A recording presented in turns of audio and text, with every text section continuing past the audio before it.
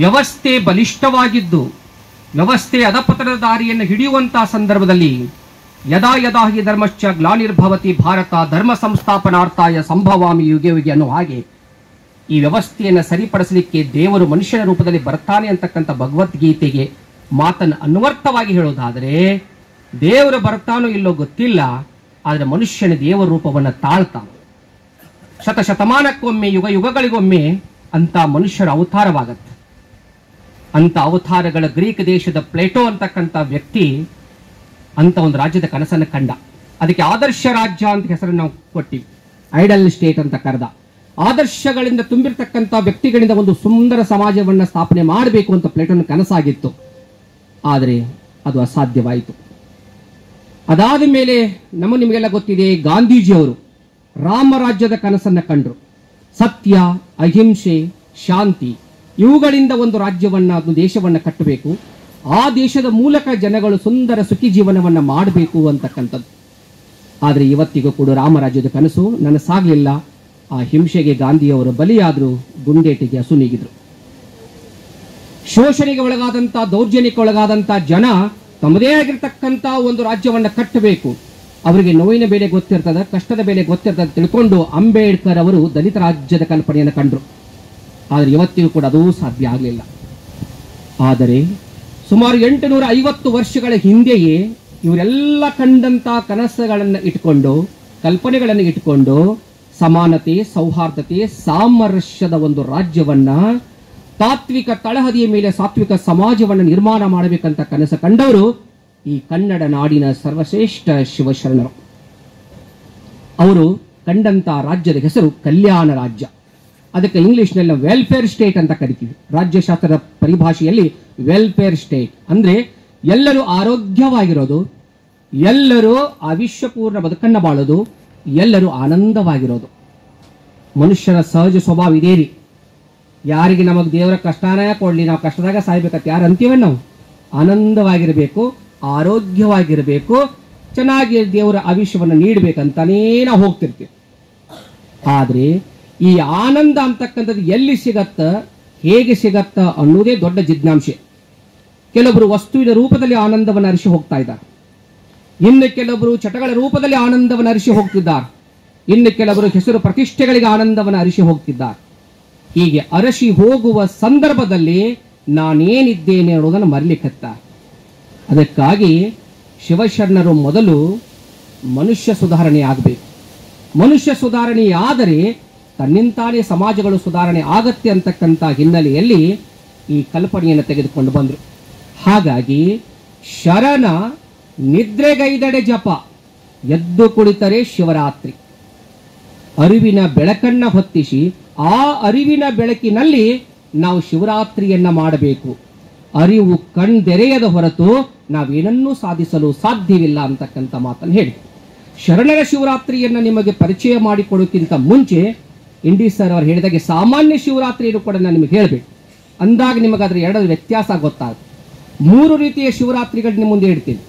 ಒಂದು ಸಾಮಾನ್ಯ ಶಿವರಾತ್ರಿ, ಅದಕ್ಕೆ ಧಾರ್ಮಿಕ ಹಿನ್ನೆಲೆ ಇರ್ತದೆ, ಪೌರಾಣಿಕ ಹಿನ್ನೆಲೆ ಇರ್ತದೆ.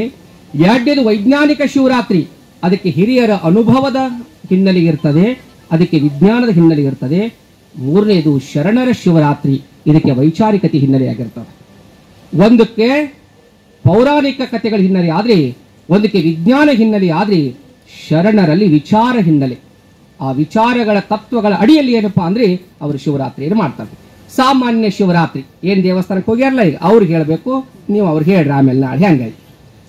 ಒಂದು ಸಾರಿ ಏನಾಯ್ತಪ್ಪ ಅಂದ್ರೆ, ಭೃಗು ಅಂತಕ್ಕಂಥ ಒಬ್ಬ ಋಷಿ, ಅವನಿಗೆ ಕಣ್ಣಾಗಟ್ಟ ಸಿಟ್ಟಿದ್ರೆ ಕಾಲಾಗೂ ಸಿಟ್ಟಿತ್ತಪ್ಪ. ಕಣ್ಣಾಗ ಸಿಟ್ಟಿದ್ರೆ ತಡ್ಕೊಳಕ್ ಆಗಂಗಿಲ್ಲ, ಇನ್ನು ಕಾಲಾಗ ಬೇರೆ ಸಿಟ್ಟಿದ್ರೆ ಹೆಂಗ್ ತಡ್ಕೊಳಕ್ ಸಾಧ್ಯ? ಅಗ್ನಿ ನೇತ್ರ, ರುದ್ರ ನೇತ್ರ ಅಂತ ಕಾಲಲ್ಲಿ ಒಂದು ಅವನಿಗೆ ಕಣ್ಣಿತ್ತು. ಅವನು ಒಂದು ಸಾರಿ ಶಿವ ಮತ್ತು ವಿಷ್ಣುವನ್ನ ಭೇಟಿಯಾಗಬೇಕಂತ ಹೋದಾಗ ವಿಷ್ಣು ಲಕ್ಷ್ಮಿಯ ಆರೈಕೆಯಲ್ಲಿ ಲೀನಾಗಿಬಿಟ್ಟಿದ್ದ. ಆತ ಬಂದು ಎಷ್ಟೇ ಕೂಗಿದ್ರು ಕೂಡ ಆ ಕೂಗಿಗೆ ಆತ ಬೆಲೆ ಕೊಡ್ಲಿಲ್ಲ ಅಥವಾ ಕೇಳಿಸ್ಕೊಲಿಲ್ಲ. ಸಿಟ್ಟು ಬಂದಂತ ಭೃಗು ಆತನಿಗೆ ಶಾಪ ಕೊಟ್ಟ. ಭೂಮಿ ಮೇಲೆ ನೀನು ಶ್ರೀನಿವಾಸ ಅಂತಕ್ಕಂಥ ಹೆಸರಿನಿಂದ ಮನುಷ್ಯ ಜೀವನವನ್ನು ಮಾಡಿ ನಂತರ ದೈವ ಸಂಭೂತನಾಗಬೇಕಾಗ್ತದೆ ಅಂತಕ್ಕಂಥದ್ದು. ಅಲ್ಲಿಂದ ನೇರವಾಗಿ ಶಿವನ ಹತ್ರ ಬಂದ. ಶಿವನು ಕೂಡ ಪಾರ್ವತಿ ದೇವಿಯ ನೃತ್ಯವನ್ನು ನೋಡುವುದರಲ್ಲಿ ತಲ್ಲೀನಾಗಿರ್ತಾನೆ. ಅವಾಗ ಹೇಳ್ತಾನಂತೆ, ನೀನು ಜಗತ್ತಿನಲ್ಲಿ ನನ್ನನ್ನು ಲಕ್ಷಿಸದೇ ಹೋದೆ, ಜಗತ್ತಿನೊಳಗಡೆ ನೀನು ಕೇವಲ ನಿನ್ನ ರೂಪದಿಂದಷ್ಟೇ ಪೂಜೆಗೊಳ್ಳದೆ ಲಿಂಗ ರೂಪದಲ್ಲಿ ಕೂಡ ನೀನು ಪೂಜೆಗೊಳ್ಳಬೇಕಾಗ್ತದ, ಶಿಲೆಯ ರೂಪದಲ್ಲಿ ಪೂಜೆಗೊಳ್ಳಬೇಕಾಗ್ತದಂತ ಶಾಪ ಕೊಟ್ಟನು. ಇದಾದ ಬಳಿಕ ಏನಾಯ್ತು ಪರಿಸ್ಥಿತಿ ಅಂದ್ರೆ, ವಿಷ್ಣು ಆ ಭೃಗು ಮಹರ್ಷಿಯ ಕಾಲಲ್ಲಿರ್ತಕ್ಕಂಥ ಆ ಕಣ್ಣನ್ನ ಚಾಣಾಕ್ಷತರದಿಂದ ಅತಿಥಿ ಸತ್ಕಾರ ಮಾಡುವ ನೆಪದಲ್ಲಿ ಕಿತ್ತ ಹಾಕಿ ಭೃಗುವನ್ನ ಶಾಂತಗೊಳಿಸ್ತಾನ. ಇತ್ತ ಬ್ರಹ್ಮ ಮತ್ತು ವಿಷ್ಣು ಸೇರ್ಕೊಂಡು ಶಿವನಿಗೆ ಕೊಟ್ಟಂತ ಶಾಪ ಹೇಗಿದೆ ನೋಡ್ರಿ. ನಾವ್ ಹೆಂಗ ಮತ್ತೊಬ್ಬರಿಗೆ ಕಟ್ ಆತರ ಖುಷಿ ಪಡ್ತಕ್ಕಂಥ ಜನ ಬಾಳ ಐತಿ. ಬಾಜು ಮನಿ ಬಾಳ ದೊಡ್ಡ ಹೊಂಟು ಅಂದ್ರೆ ಮರ್ದುಷಿ 2 ನಿಂಬಿಕಾಯಿ ಬಂದ್ ಬಿದ್ದುವಾಗಿ ಅಂತ ಮೆಂಟಾಲಿಟಿ ಬದುಕ್ತೀವಿ. ಬಾಜುದವ್ರ ಹೊಲ ತಗೊಂಡು ಈಚೆ ಕಡೆ ಮನೆ ಹೊಲದವ್ರಿಗೆ ನಿದ್ದೆ ತಂಗಿಲ್ಲ ರಾತ್ರಿ, ಆಚೆ ಕಡೆ ಕಾರ್ ತಗೊಂಡು ಈಚೆ ಕಡೆ ಮನೆಯವ್ರ ಕಷ್ಟ. ಇದು ಮನುಷ್ಯನ ಹೀನ ಸ್ವಭಾವಗಳು. ಇದ್ರ ಬಗ್ಗೆ ನಂತರದಲ್ಲಿ ಹೇಳ್ತೀವಿ. ಇಂಥ ಸಂದರ್ಭ ದೇವಾನು ದೇವತೆಗಳಿಗೆ ಅದಕ್ಕೆ ಅವ್ರಿಗೆ ಯಾಕೆ ದೇವ್ರು ಅನ್ಬೇಕಂತ ತಿಳ್ಕೊಂಡು ವೈಚಾರಿಕ ಪ್ರಜ್ಞೆ ಇದು ಮೂಡಬೇಕು. ಅವು ಹೆಂಗ ಕಷ್ಟ ಪಡಾಕತ್ತಿ ಅನ್ನ ನೋಡಿ ತಿಳ್ಕೊಂಡ ಬ್ರಹ್ಮ ಮತ್ತು ವಿಷ್ಣು ಶಿವನ ಹತ್ತಿರ ಬರ್ತಾನೆ. ಶಿವ ಆವಾಗ ತನ್ನ ಅಗ್ನಿಸ್ತಂಭದ ಮೂಲಕ ಅವರಿಬ್ಬರಿಗೆ ಏನಪ್ಪಾ ಅಂದ್ರೆ ಕಾಣಿಸ್ಕೋತಾನೆ. ನೋಡೋನು, ನನ್ನ ಪಾತಾಳ ಮತ್ತು ಮೇಲೆ ಇರತಕ್ಕಂತ ಅಡಿಯನ್ನು ನೀವು ಮುಟ್ಟೋಕ್ ಸಾಧ್ಯ ಅಂತ ಹೇಳಿದಾಗ ವರಹ ರೂಪದಿಂದ ವಿಷ್ಣು ಪಾತಾಳಕ್ಕಿಳಿದಂತ, ಹಂಸದ ರೂಪದಲ್ಲಿ ಬ್ರಹ್ಮ ಮೇಲೆ ಉತ್ತುಂಗಕ್ಕೆ ಹೋದಂತ. ಆದರೆ ಅದು ಸಿಗಲಿಲ್ಲ. ಕಾರಣ, ಶಿವ ತನ್ನ ಅಪೂರ್ವವಾದಂತಹ ಶಕ್ತಿಯನ್ನು ಬಳಸಿಕೊಂಡು ಇಡೀ ಬ್ರಹ್ಮಾಂಡವನ್ನೇ ಒಂದು ಲಿಂಗವನ್ನಾಗಿ ಪರಿವರ್ತಿಸಿಬಿಟ್ಟಿದ್ದ. ಆಗ ಬ್ರಹ್ಮ ಸುಳ್ಳು ಹೇಳಿದಂತ, ಆತನಿಗೆ ವಿಷ್ಣುವಿಗೆ ಪಾತಾಳದಲ್ಲಿ ನಿನ್ನ ಪಾದ ಸಿಕ್ಕಿದೆಯಲ್ಲೋ ಗೊತ್ತಿಲ್ಲ, ಆದ್ರೆ ನಾನು ನಿನ್ನ ಮುಕುಟವನ್ನು ಮುಟ್ಟಿ ಬಂದೆ ಅಂತ ಹೇಳಿದಾಗ ನೀನು ಸುಳ್ಳು ಹೇಳ್ತಾ ಇದೀಯಾ, ಭೂಮಿ ಮೇಲೆ ನಿನಗೆ ಪೂಜೆ ಸಿಗದೆ ಹೋಗಲಿ ಅಂತ ಶಿವ ಆತನಿಗೆ ಶಾಪ ಕೊಟ್ಟ ಅಂತಕ್ಕಂಥ ಒಂದು ಕತೆ. ಇಲ್ಲಿ ಇಡೀ ಬ್ರಹ್ಮಾಂಡವೇ ಒಂದು ಲಿಂಗದ ರೂಪ ತಾಳಿದ್ದನ್ನೇ ನಮ್ಮ ವಚನಕಾರ ಎಷ್ಟು ಚೆನ್ನಾಗಿ ಹೇಳಿದ್ರು ತಮಗೆಲ್ಲ ಗೊತ್ತಿದೆ. ಜಗದಗಲ್ಲ, ಮುಗಿಲಾಗಲ್ಲ, ಮಿಗೆಯಾಗಲ್ಲ, ನಿಮ್ಮಗಲ್ಲ. ಹೆಂಗಿದೆ ನಿಮ್ಮದು? ಪಾತಾಳದಿಂದ ಅತ್ತತ್ತ ನಿಮ್ಮ ಶ್ರೀಪಾದ, ಬ್ರಹ್ಮಾಂಡದಿಂದ ಅತ್ತತ್ತ ನಿಮ್ಮ ಶ್ರೀ ಮುಕುಟ, ಅಗಮ್ಯ ಅಗೋಚರ ಅಪ್ರತಿಮ ಲಿಂಗವೇ ಎನ್ನ ಕರಸ್ಥಳಕ್ಕೆ ಬಂದು ಚುಳುಕಾದಿರಯ್ಯ. ಬಸವಣ್ಣವರು ಹೇಳೋದಿದೆ, ಎತ್ತೆತ್ತ ನೋಡಿದಡತ್ತ ನೀನೇ ದೇವ, ಸಕಲ ವಿಸ್ತಾರದ ರೂಹು ನೀನೇ ದೇವ, ವಿಶ್ವತೋ ಬಾಹು ನೀನೇ ದೇವ, ವಿಶ್ವತೋ ಚಕ್ಷು ನೀನೇ ದೇವ.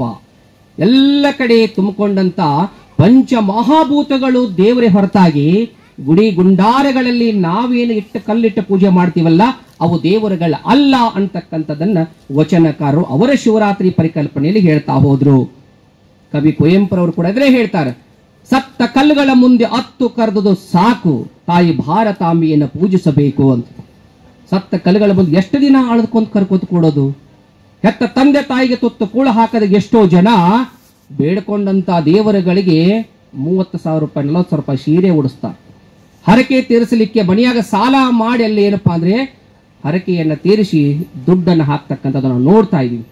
ಇದನ್ನ ಶಿವಶರಣರು ಹೇಳಿದ್ರು, ಗುಡಿ ಗುಂಡಾರಗಳು ಶೋಷಣೆಯ ಕೇಂದ್ರಗಳು. ಯಾವುದು ಸಂತೋಷ ಕೇಂದ್ರವಾಗಿತ್ತೋ ಅದು ಶೋಷಣೆಯ ಕೇಂದ್ರಗಳಾಯಿತು. ಯಾವುದು ನೆಮ್ಮದಿ ಕೇಂದ್ರವಾಗಬೇಕಾಗಿತ್ತೋ ದೇವಸ್ಥಾನ ಅದು ನಿನ್ನ ನೋವಿನ ಕೇಂದ್ರಗಳಾಯಿತು. ಎಲ್ಲಿಯವರೆಗೆ ಆಲಯದಲ್ಲಿ ದೇವರಿದ್ನೋ ಅಲ್ಲಿವರೆಗೆ ಯಾವ ಭಯ ಆತಂಕಗಳು ಮನುಷ್ಯನಿಗಿರ್ಲಿಲ್ಲ. ಭಯನೂ ಇತ್ತು, ಭಕ್ತಿನೂ ಇತ್ತು, ದೇವರ ಬಗ್ಗೆ ಹೆಚ್ಚು ಭಕ್ತಿ ಇತ್ತು, ಭಯ ಕಡಿಮೆ ಇತ್ತು. ಆದ್ರೆ ಯಾವತ್ತು ಆಲಯದ ದೇವರು ದೇವಾಲಯದ ದೇವರಾದ್ನೋ, ದೇವಸ್ಥಾನಕ್ಕೆ ಬಂದು ಕೂತ್ಕೊಂಡೋ, ಅಲ್ಲೊಬ್ಬ ಪೂಜಾರಿ ಹುಟ್ಕೊಂಡ. ಆ ಪೂಜಾರಿ ಸುಮ್ಮನೆ ಕೂತ್ಕೋತಾನ? ಪುರೋಹಿತಶಾಹಿ ವರ್ಗವನ್ನು ಸೃಷ್ಟಿ ಮಾಡಿ ರಾಜಪ್ರಭುತ್ವದ ಜೊತೆಗೆ ಲಿಂಕ್ ಹೊಂದಿದ, ನಿಕಟ ಸಂಪರ್ಕ ಹೊಂದಿದ. ಒಂದು ಕಡೆ ರಾಜಪ್ರಭುತ್ವ, ಇನ್ನೊಂದು ಕಡೆ ಪುರೋಹಿತಶಾಹಿ ಪ್ರಭುತ್ವ. ಇವೆರಡೂ ಸೇರ್ಕೊಂಡು ಸಾಮಾನ್ಯ ಜನರನ್ನ ಎಷ್ಟು ಶೋಷಣೆ ಮಾಡಬೇಕು ಅಷ್ಟು ಶೋಷಣೆ ಮಾಡ್ಲಿಕ್ಕೆ ಶುರು ಮಾಡಿದ್ರು. ನೋಡ್ರಿ, ಹಿಂಗಾಕ ನೀವು ಅಕಸ್ಮಾತ್ ದೇವರಿಗೆ ಹರಕೆ ಕೊಡ್ಲಿಕ್ಕಂದ್ರೆ ಮನೆಯಾಗಿಂತ ಒಂದು ಕೆಟ್ಟ ಘಟನೆ ಸಂಭವಿಸ್ತದೆ. ನಿಮ್ಮ ಮಗ ಸಾಯ್ತಾನ, ಮಗಳು ಸಾಯ್ತಾಳ, ನಿಮ್ಮ ಮನೆಯಾಗ ಹಿಂಡು ಎಮ್ಮೆ ಹಾಲನ್ನ ನಿಂದಿಸಿ ಬಿಡ್ತದ. ಇವೆಲ್ಲವುಗಳನ್ನ ಹೇಳುವ ಮೂಲಕ ಪರಿಸ್ಥಿತಿ ಎಲ್ಲಿಗೆ ತಂದ್ರಪ್ಪ ಅಂದ್ರೆ ಸಾಮಾನ್ಯ ಜನರು ಹೊಟ್ಟಿಗೆ ಉಂಡ್ರೋ ಇಲ್ಲೋ ಗೊತ್ತಿಲ್ಲ, ಆದರೆ ದೇವರಿಗೆ ಸಲ್ಲಿಸಬೇಕಾದದನ್ನ ಸಾಲ ಮಾಡಿ ಆದ್ರೂ ತಮ್ಮನ್ನ ಜೀತಕ್ಕಿಟ್ಟುಕೊಂಡಾದ್ರೂ ಸಲ್ಲಿಸುವ ಸ್ಥಿತಿಗೆ ಬಂದ್ರು. ಇದನ್ನ ಬಂಡವಾಳ ಮಾಡಿಕೊಂಡಂತ ಪುರೋಹಿತಶಾಹಿ ವರ್ಗ ಬೆಳಿತಾ ಬೆಳಿತಾ ಬೆಳಿತಾ ಹೋಯಿತು. ಇದನ್ನ ನೋಡಿರ್ತಕ್ಕಂಥ ಬಸವಾದಿ ಪ್ರಮತರು ಕಲ್ಲಿನ ಮೂರ್ತಿಗೆ ನೈವೇದ್ಯವನ್ನು ತೋರಿಸ್ತಕ್ಕಂಥ ನೀವು ಮನೆಗೆ ಹಸಿದು ಬಂದವರಿಗೆ ಏನು ಬಂದಿರಿ ಹದುಳವಿದ್ದಿರಿ ಎಂದರೆ ನಿಮ್ಮ ಮೈಸಿರಿ ಹಾರಿ ಹೋಗುವುದೇ, ಕುಳ್ಳಿರಿ ಅಂದರೆ ನೆಲ ಕುಸಿದು ಹೋಗುವುದೇ. ಮನೆಗೆ ಬಂದವರಿಗೆ ಒಂದು ತುತ್ತು ಅನ್ನ ಹಾಕಿ ನೀರು ಕೊಡಿ, ಉಪಚಾರ ಮಾಡಿ, ಕಷ್ಟ ಸುಖ ಕೇಳಿ ಅಲ್ಲಿ ದೇವರನ್ನು ಕಾಣೋಕೆ ಸಾಧ್ಯವೇ ಹೊರತಾಗಿ ಕಲ್ಲಿನ ದೇವರು, ಗುಡಿಯ ದೇವರು ನಿಮಗೆ ಅದನ್ನು ಕೊಡೋಕೆ ಸಾಧ್ಯವಿಲ್ಲ ಅಂತಕ್ಕಂಥ ಮಾತನ್ನು ಹೇಳಿ. ಇದ್ರ ಜೊತೆಗೆ ಇನ್ನೊಂದು ಮಹಾಭಾರತದಲ್ಲಿ ಒಂದು ಕಥೆ ಬರ್ತದೆ. ಅದನ್ನ ಗಟ್ಟಿವಾಳೆಯ ಅಂತಕ್ಕಂಥ ತನ್ನ ವಚನದಲ್ಲಿ ಹೇಳ್ತಾ ಹೋಗ್ತಾನೆ. ಕೊಂಬನ ಮೇಲಿನ ಬೇಡಂಗೊಲಿದೆ. ಯಾರ್ಯಾರಿಗೆ ಒಲಿತಾ ಹೋದೆ ಅಂತ ತಿಳ್ಕೊಂಡು ಒಂದು 7-8 ಲಿಸ್ಟ್ಗಳು ಕೊಡ್ತಾನೆ. ಕೊಂಬಿನ ಮೇಲನ ಬೇಡಂಗೊಲಿದೆ, ಸಿಂಧು ಬಲ್ಲಾಳನ ವಧುವಿಂಗೊಲಿದೆ, ಶಿರಿಯಾಳನ ಮಗನಿಂಗೊಲಿದೆ. ಇಷ್ಟೆಲ್ಲರಿಗೂ ಒಲಿತಾ ಬಂದಂತ ದೇವರಂತ ಹೇಳುವಂತ ಮೊದಲ ಸಾಲು ಕೊಂಬಿನ ಮೇಲನ ಬೇಡಂಗೊಲಿದೆ. ಕೊಂಬು ಅಂದ್ರೆ ಗಿಡದ ಕೊಂಬೆ. ಆ ಕೊಂಬಿ ಮ್ಯಾಲ ಒಬ್ಬ ಬೇಟೆಗಾರನಿಗೆ ಒಲಿತಾನ ದೇವರು ಅಂತಕ್ಕಂಥದ್ದು. ಏನಾಗಿರ್ತದೆ ಅಂದ್ರೆ, ಬೇಟೆಯಾಡ್ಲಿಕ್ಕೆ ಹೋದಂತ ಒಬ್ಬ ಬೇಟೆಗಾರನಿಗೆ ಯಾವ ಬೇಟೆಯೂ ಸಿಗೋದಿಲ್ಲ, ತಿನ್ಲಿಕ್ಕೆ ಆಹಾರಗಳೂ ಸಿಗೋದಿಲ್ಲ. ಬೆಳಗಿನಿಂದ ಉಪವಾಸದಾನ. ಸಾಯಂಕಾಲ ಆದ್ರೂ ಸಿಗಬಹುದು ಅಂತ ತಿಳ್ಕೊಂಡು ಆಸೆಯಿಂದ ಕಾಡಿನಲ್ಲಿ ಉಳ್ಕೋತಾನ. ಅಷ್ಟರಲ್ಲಿ ಒಂದಿಷ್ಟು ದುಷ್ಟ ಪ್ರಾಣಿಗಳು ಆತನ್ನ ಭಕ್ಷಿಸಲು ಓಡಿ ಬರ್ತಾವ. ಭಯಂಗೊಂಡಂತ ಆ ಬೇಟೆಗಾರ ಒಂದು ಗಿಡವನ್ನು ಏರಿ ಕೂತ್ಕೋತಾನ. ಕೂತ್ಕೊಂಡಂತ ಸಂದರ್ಭದಲ್ಲಿ ಪ್ರಾಣಿಗಳೊಂದಿಷ್ಟು ನೋಡಿ ಹೋಗ್ಬಿಡ್ತಾವ. ಆದ್ರೂ ಅವನಿಗೆ ಕೆಳಗಿಳಿದು ಬರ್ಲಿಕ್ಕೆ ಭಯ. ಎಲ್ಲಾದ್ರೂ ನಿಂತ್ಕೊಂಡ್ಬಿಟ್ಟಿದ್ರಿ, ನಾನು ಇಳಿದ ತಕ್ಷಣ ನಾವು ಬಂದು ನಾನು ಮುಗಿಸಿಬಿಟ್ರೆ ಬೇಡ ಅಂತ ತಿಳ್ಕೊಂಡು ಅಲ್ಲೇ ಇವತ್ತು ರಾತ್ರಿ ಕಳಿಬೇಕು ಅಂತ ತಿಳ್ಕೊಂಡು ರಾತ್ರಿ ಎಲ್ಲ ನಿದ್ರೆಯನ್ನ ಗೆಲ್ಲತಾನ, ಜಾಗೃತನಾಗ್ತಾನ. ಹಾಗೇ ಕೂಡ್ಲಾರ್ದ ಗಿಡದಾಗಿರ್ತಕ್ಕಂಥ ಆ ಭಯದಿಂದನೋ ಅಥವಾ ಒಂದು ಚಟುವಟಿಕೆ ಯಾವತ್ತು ಇರ್ಲತ್ತಿಲ್ಲೋ ಆ ಗಿಡದಾಗಿರ್ತಕ್ಕಂಥ ಎಲೆಯನ್ನು ಹರಿದು ಏನಪ್ಪಾ ಅಂದ್ರೆ ಕೆಳಗಡೆ ಬಗಿತಾ ಇರ್ತಾನೆ. ಈ ಸಂದರ್ಭದಲ್ಲಿ ಕೆಳಗಡೆ ಒಂದು ಲಿಂಗ ಇರ್ತದೆ. ಅವೆಲ್ಲ ಎಲೆ ಯಾವ ಎಲೆಗಳಾಗಿದ್ದಪ್ಪ ಅಂದ್ರೆ ಬಿಲ್ವ ಪತ್ರೆಯಾಗಿತ್ತು. ಅವೆಲ್ಲ ಬಿಲ್ವ ಪತ್ರೆಗಳು ಆ ಲಿಂಗದ ಮೇಲೆ ಬಿದ್ದಾಗ ನೋಡಿ, ಮುಂಜಾನೆಯಿಂದ ಉಪವಾಸದಾನ, ರಾತ್ರಿನೂ ಉಪವಾಸದಾನ. ನಾವು ಉಪವಾಸ ಮಾಡಾಕತ್ತೀವಿ. ಎಂತ ಉಪವಾಸ ತೊಳೆದು ಇಟ್ಟಿಟ್ಟು ಉಪ್ಪಿಟ್ಟು ತಿನ್ನೋದು, ಖಜೂರಿ ಇಟ್ಟು ಬಾಜು ಇಡೋದು, ಗೋಡಂಬಿ ಮುನುಕ ಇಡೋದು, ಮತ್ ಮ್ಯಾಲ ಉಪವಾಸ ಅಂತ ನಾವು ಹೇಳೋದು. ಹಿಂದೆ ಶಿವರಾತ್ರಿ ಎಲ್ಲದು. ಹಾಗಾಗಿ ಉಪವಾಸದಾನ ಮೊದಲೇದು ಮುಗಿತು. ಎರಡನೇದು ರಾತ್ರಿ ಎಲ್ಲ ಏನದ ಅವನು ಜಾಗೃತ ಅದಾನ, ನಿದ್ದೆ ಮಾಡಿಲ್ಲ. ಮೂರನೇದು ಬಿಲ್ವ ಪತ್ರೆಯನ್ನ ಆ ಲಿಂಗಕ್ಕೆ ಅರ್ಪಣೆ ಮಾಡ್ಯಾನ. ಈ 3 ಕಾರಣಕ್ಕಾಗಿ ಸಂತುಷ್ಟಗೊಂತಂತ ಶಿವ ಬೆಳಿಗ್ಗೆ ಆತನಿಗೆ ನಿನ್ನ ಭಕ್ತಿ ನಾನು ಮೆಚ್ಕೊಂಡಿದ್ದೀನಪ್ಪ, ನೀನು ತಿಳಿದು ಮಾಡಿದೆಯೋ ಗೊತ್ತಿಲ್ಲ, ಆದ್ರೆ ಬಿಲ್ವ ಪತ್ರೆಗೆ ನಾನು ಸಂತುಷ್ಟನಾಗಿದ್ದೀನಿ. ಮುಂದಿನ ಜನ್ಮದಲ್ಲಿ ಚಿತ್ರಭಾನು ಅಂತಕ್ಕಂಥ ಒಬ್ಬ ರಾಜನಾಗಿ ನೀನು ಆಳ್ವಿಕೆಯನ್ನು ಮಾಡು, ಸುಖದಿಂದ ಬಾಳುವಂತ ಆತನಿಗೆ ಹರಷಿ ಕಳಿಸಿದ ಅಂತಕ್ಕಂಥ ಒಂದು ಕತೆ ಮಹಾಭಾರತದಲ್ಲಿ ಬರ್ತಕ್ಕಂಥದ್ದು. ಇಷ್ಟು ಪೌರಾಣಿಕ ಹಿನ್ನೆಲೆ ಇರತಕ್ಕಂಥ ಈ ನಮ್ಮ ಶಿವರಾತ್ರಿಗೆ ವೈಜ್ಞಾನಿಕ ಹಿನ್ನೆಲೆ ಇದೆ. ನಾಳೆಯಿಂದ ಏನು ಆರಂಭ ಆಯ್ತ್ರಿ? ಬೇಸಿಗೆ ಆರಂಭ ಆಯ್ತು. ಇವತ್ತು ಶಿವರಾತ್ರಿ, ಇವತ್ತಿದ್ದು ಚಾಲು ಆಯ್ತು. ಇದುವರೆಗೆ ಚಳಿಗಾಲದಲ್ಲಿರ್ತಕ್ಕಂಥ ನಾವು ಊಟ ಜಾಸ್ತಿ ಮಾಡಿರ್ತೀವಿ, ನೀರು ಕಡಿಮೆ ಕುಡಿದಿರ್ತೀವಿ. ಇನ್ನು ಏನ್ ಚಾಲು ಆಕೈತಿನ ಊಟ ಕಡಿಮೆ ಆಕೈತಿ, ನೀರು ಜಾಸ್ತಿ ಆಕೈತಿ. ಒಮ್ಮೆ ಉಂಡು ಬಿಡಬೇಡ್ರಿಪ್ಪ, ಜೀರ್ಣ ಆಗಂಗಿಲ್ಲ. ಅದಕ್ಕೆ ಇವತ್ತು ಏನ್ ಮಾಡಿ, ಹಿತಮಿತ ಆಹಾರವನ್ನ ಸೇವನೆ ಮಾಡಕ್ ಶುರು ಮಾಡ್ರಿ. ಹಿತಮಿತ ಆಹಾರವನ್ನ ತಗೋರಕ ಸಾಬುದಾನಿ, ಸ್ವಲ್ಪ ಹಿತಮಿತ ಆಹಾರ, ಹಣ್ಣು, ಹಾಲು ಇಂಥದನ್ನ ಇವತ್ತು ತಗೋರಿ. ಆಮೇಲೆ ಈ ಕಾಲದಿಂದ ಕಾಲಕ್ಕೆ ನಾವು ನೈಸರ್ಗಿಕವಾಗಿ ನಮ್ಮನ್ನು ನಾವು ನಿಸರ್ಗಕ್ಕೆ ಒಗ್ಗಿಸ್ಕೋಬೇಕಾಗ್ತದೆ, ಮಾರ್ಪಡಿಸ್ಕೊಳ್ಬೇಕಾಗ್ತದೆ. ಯಾಕೆ ಹಂಗಾಗ್ತದಪ್ಪ ಅಂದ್ರೆ, ಈ ದೇಹದಾಗೂ ಪಂಚಮಹಾಭೂತಗಳದಾವ್. ಎಲ್ಲಿ ಬಂದವಪ್ಪ ಅಂದ್ರೆ ಹೊರಗಡೆ ಇರ್ತಕ್ಕಂಥ ಮಹಾಭೂತಗಳು ನಮ್ಮೊಳಗಡೆ ಇರುವುದರಿಂದ ನಿಸರ್ಗದಾಗ ಹೀಟ್ ಹೆಚ್ಚಾತರ ಜ್ವರ ಬರಕತ್ತಾವ, ನೀರಿನಲ್ಲಿ ವ್ಯತ್ಯಾಸ ಆತರ ನೆಗಡಿ ಬರ್ಲಿಕ್ಕೆ ಹತ್ತದ, ಭೂಮಿ ಒಳಗಡೆ ಧೂಳು ಪಾಳು ಹೆಚ್ಚಾತು ಅಂದ್ರೆ ಬೇರೆ ಬೇರೆ ಸೋಂಕಿನ ಕಾಯಿಲೆಗಳು ಚಾಲು ಆಗ್ತಾವ. ಯಾಕಂದ್ರೆ ಕನೆಕ್ಟ್ ಅದ, ಸೃಷ್ಟಿಗೂ ಮತ್ತು ಮನುಷ್ಯನಿಗೂ ಕನೆಕ್ಟ್ ಇರುವುದರಿಂದ ಆ ವ್ಯತ್ಯಾಸಗಳ ಕಾಣ್ತಾವ. ಆ ಕಾರಣಕ್ಕಾಗಿ ಏನಪ್ಪಾ ಅಂದ್ರೆ ಹಿರಿಯರು ವೈಜ್ಞಾನಿಕ ಪ್ರಜ್ಞೆಯನ್ನು ಕೂಡ ಇದ್ರ ತುಂಬ್ಯಾರ. ಹಾಗಾಗಿ ಹಿತಮಿತ ಆಹಾರ ತಗೊಳ್ಳಿ, ನೀರು ಜಾಸ್ತಿ ಕುಡಿಯಾಕ ಶುರು ಮಾಡ್ರಿ. ಬಿಲ್ವ ಪತ್ರೆ ಯಾಕೆ ಇವತ್ತಿನ ಅದನ್ನ ದೇವರಿಗೆ ಏರಿಸ್ಬೇಕಂದ್ರೆ ಅದ್ರಲ್ಲಿ ಆಮ್ಲಜನಕ ಹೆಚ್ಚೈತದೆ. ಬಿಲ್ವ ಪತ್ರೆ ಆಮ್ಲಜನಕ ಜಾಸ್ತಿ ಇರೋದ್ರಿಂದ ಇನ್ನು ನಿಮ್ಗೆ ಸ್ವಲ್ಪ ಆಮ್ಲಜನಕ ಜಾಸ್ತಿ ಬೇಕಾಗತ್ತೆ ಬಿಸಿಲಿನ ಹೀಟಿ. ಇನ್ನು ಲಿಂಗವನ್ನ ತದೇಕ ಚಿತ್ತದಿಂದ ಇವತ್ತು ಹೋಗಿ ಗುಡಿಯಾಗ ನೀವು ನೋಡಿದ್ರಿ ಅಂದ್ರೆ ಕಣ್ಣುಗಳು ತೀಕ್ಷ್ಣವಾಗ್ತಾವ. ಗುಡಿ ಒಳಗಡೆ ಗುರುತ್ವಾಕರ್ಷಣ ಶಕ್ತಿ ಜಾಸ್ತಿ ಇರೋದ್ರಿಂದ ಅದನ್ನ ನಾವು ಶಿವಶಕ್ತಿ ಅಂತ ಕರೆದ್ರು. ಶಿವಶಕ್ತಿ ಒಳಗಡೆ ತಕ್ಕಂತ ಗುರುತ್ವಾಕರ್ಷಣ ಶಕ್ತಿ ಜಾಸ್ತಿ ಅದ. ಗುಡಿಯಾಗ ಹೋದ ತಕ್ಷಣ ಹೇಳ್ತಾರೆ ನೋಡಿ, ಒಂದು 5 ನಿಮಿಷ ಕುಂತು ಹೇಳ್ತಾರ. ಆ ಶಕ್ತಿ ನಿಮ್ಮ ಒಳಗಡೆ ಬರಬೇಕು ಅನ್ನೋ ಕಾರಣಕ್ಕೆ ಒಂದು 5 ನಿಮಿಷ ಕುಂತು ಹೇಳ್ರಿ. ಇವೆಲ್ಲ ಅಂಶಗಳು ನಿಮ್ಮ ಒಳಗಡೆ ಸೇರಿ ಬರಲಿರತಕ್ಕಂಥ ಬೇಸಿಗೆಗೆ ನಮ್ಮ ದೇಹ ಸಜ್ಜಾಗ್ಲಿ ಅನ್ನೋ ಕಾರಣಕ್ಕೆ ವೈಜ್ಞಾನಿಕ ಶಿವರಾತ್ರಿ. ಸಾಮಾನ್ಯ ಶಿವರಾತ್ರಿ ಹೇಳಿದ್ದಾಯಿತು, ವೈಜ್ಞಾನಿಕ ಶಿವರಾತ್ರಿ ಹೇಳಿದ್ದಾಯಿತು. ಈಗ ನನ್ನ ಮೂಲ ವಿಷಯಕ್ಕೆ ಬರತಕ್ಕಂಥ ಶರಣರ ದೃಷ್ಟಿಯಲ್ಲಿ ಶಿವರಾತ್ರಿ.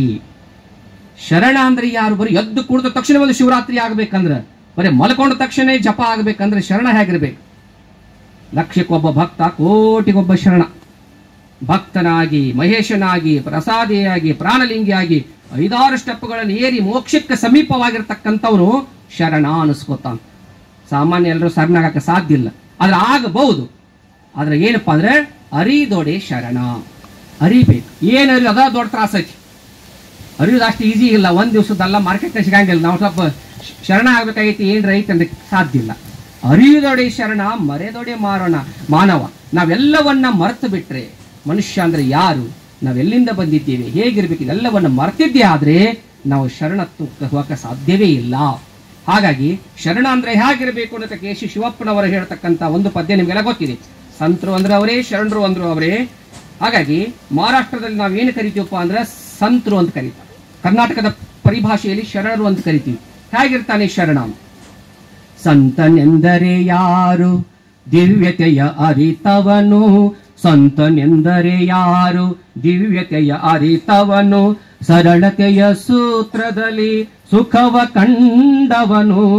ಸಂತನೆಂದರೆ ಯಾರು ಮಮತೆ ಬಂಧನ ಕಳಚಿ ಬಹುದೂರ ನಿಂತವನು, ಮಮತೆ ಬಂಧನ ಕಳಚಿ ಬಹುದೂರ ನಿಂತವನು. ಎಲ್ಲರಲ್ಲಿ ಅವನೊಬ್ಬ ಮುದ್ದು ರಾಮ, ಎಲ್ಲರೆಲ್ಲ ಅವನೊಬ್ಬ ಮುದ್ದು ರಾಮ.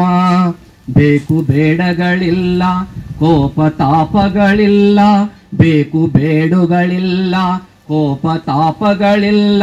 ಖುಷಿ ಮಾತು ಬಿರು ನುಡಿಗಳೊಂದಿಲ್ಲ ಮನದಿ, ತನ್ನದೆನ್ನುವುದನ್ನೆಲ್ಲ ಮರೆತು ನಿಂತವನಾತ, ತನ್ನದೆನ್ನುವುದನ್ನೆಲ್ಲ ಮರೆತು ನಿಂತವನಾತ.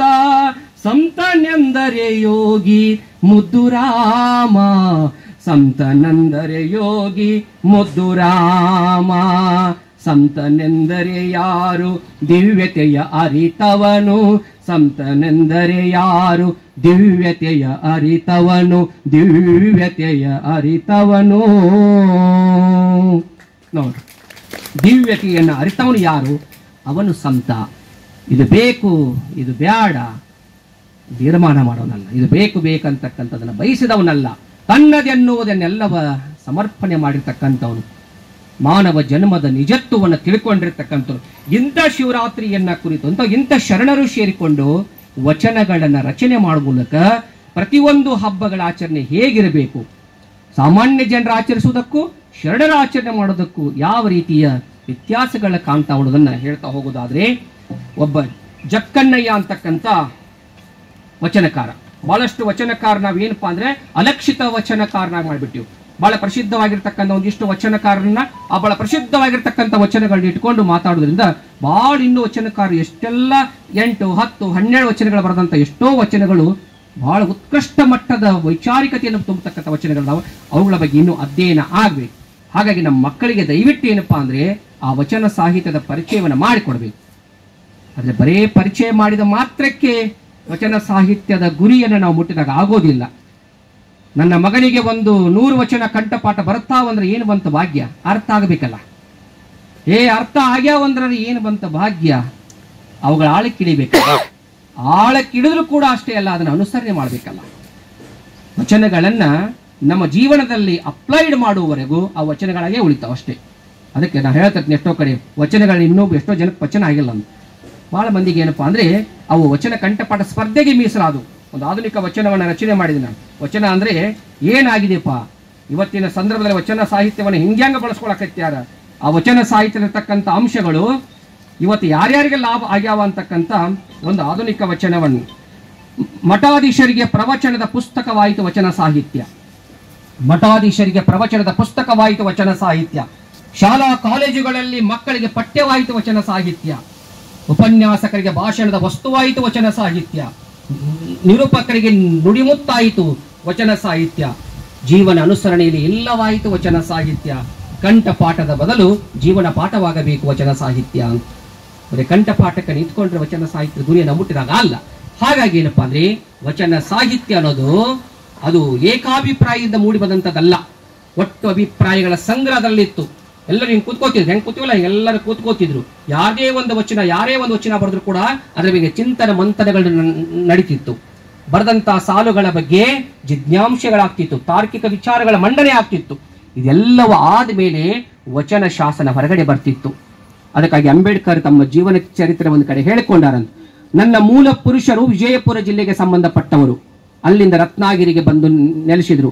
ಹಾಗಾಗಿ ಕನ್ನಡ ಮಣ್ಣಿಗೂ ನನಗೂ ನಿಕಟವಾದ ಸಂಬಂಧವಿದ್ದು ವಚನ ಸಾಹಿತ್ಯದ ಬಹುತೇಕ ಪ್ರಭಾವಗಳು ನನ್ನ ಸಂವಿಧಾನದಲ್ಲಿವೆ ಅಂತಕ್ಕಂಥ ಮಾತನ್ನ ಅಂಬೇಡ್ಕರ್ ಅವರೇ ಒಪ್ಪಿಕೊಂಡು ಇವತ್ತೇನಾದ್ರೂ ನಾವು ಕಾಯ್ದೆ ಕಾನೂನುಗಳನ್ನ ಪಾಲಿಸ್ತಾ ಇದೀವಿ ಅಂದ್ರೆ ಅವುಗಳಲ್ಲಿ ವಚನ ಸಾಹಿತ್ಯದ ಪಾತ್ರ ಬಹಳ ದೊಡ್ಡದಿರ್ತಕ್ಕಂಥದ್ದು.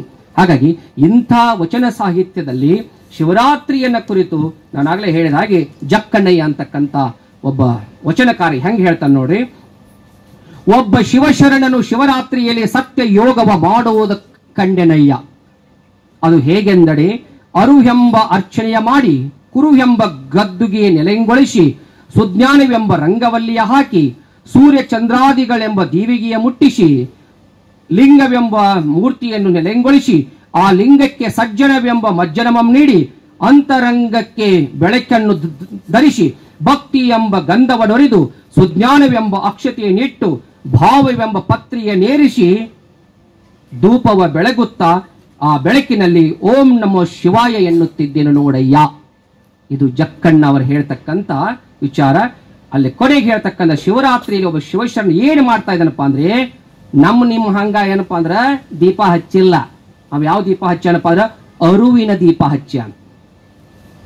ಕುರುವಿನ ಗದ್ದಿಗೆ ಹಾಕ್ಯಾನ. ದೇವರಿಗೆ ಜಗಲಿ ಮಾಡ್ತೀವಲ್ಲ ಗದ್ದಿಗೆ, ಆ ಕುರು ಅಂತಕ್ಕಂಥ ಗದ್ದುಗೆ, ಸುಜ್ಞಾನ ಅಂತಕ್ಕಂಥ ರಂಗೋಲಿ, ಆಮೇಲೆ ಸೂರ್ಯ ಚಂದ್ರ ನಿಸರ್ಗ ಅಂತಕ್ಕಂಥ ದೀವಟಿಗೆಯನ್ನ ಹಿಡ್ದಾನ. ಲಿಂಗ ಅಂತಕ್ಕಂಥ ಒಂದು ವಸ್ತುವಿಗೆ ಸಜ್ಜನ ಅಂತಕ್ಕಂಥ ಮಜ್ಜನ ಮಾಡ್ಸ್ಯಾನ. ಮಹಾ ಬೆಳಕಿನ ಮೂಲಕ ಶಿವರಾತ್ರಿನ ಆಚರಣೆ ಮಾಡಕತ್ಯಾನ. ಇದು ನಿಜವಾದ ಶಿವರಾತ್ರಿಯ ಅರ್ಥ. ಅರುಹು ಅರುಹು ಅಂದ್ರೆ ನನ್ನ ಒಳಗಿನ ಜ್ಞಾನ.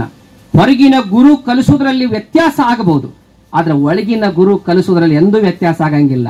ನೀವು ಮಾಡಿದ ತಪ್ಪು ನಿಮಗೆ ಗೊತ್ತಿರ್ತೈತಿ, ನೀವು ಮಾಡಿದ ಮಿಸ್ಟೇಕ್ ನಿಮ್ಮನ್ನು ಸದಾ ಕಾಡ್ತಿರ್ತೈತಿ.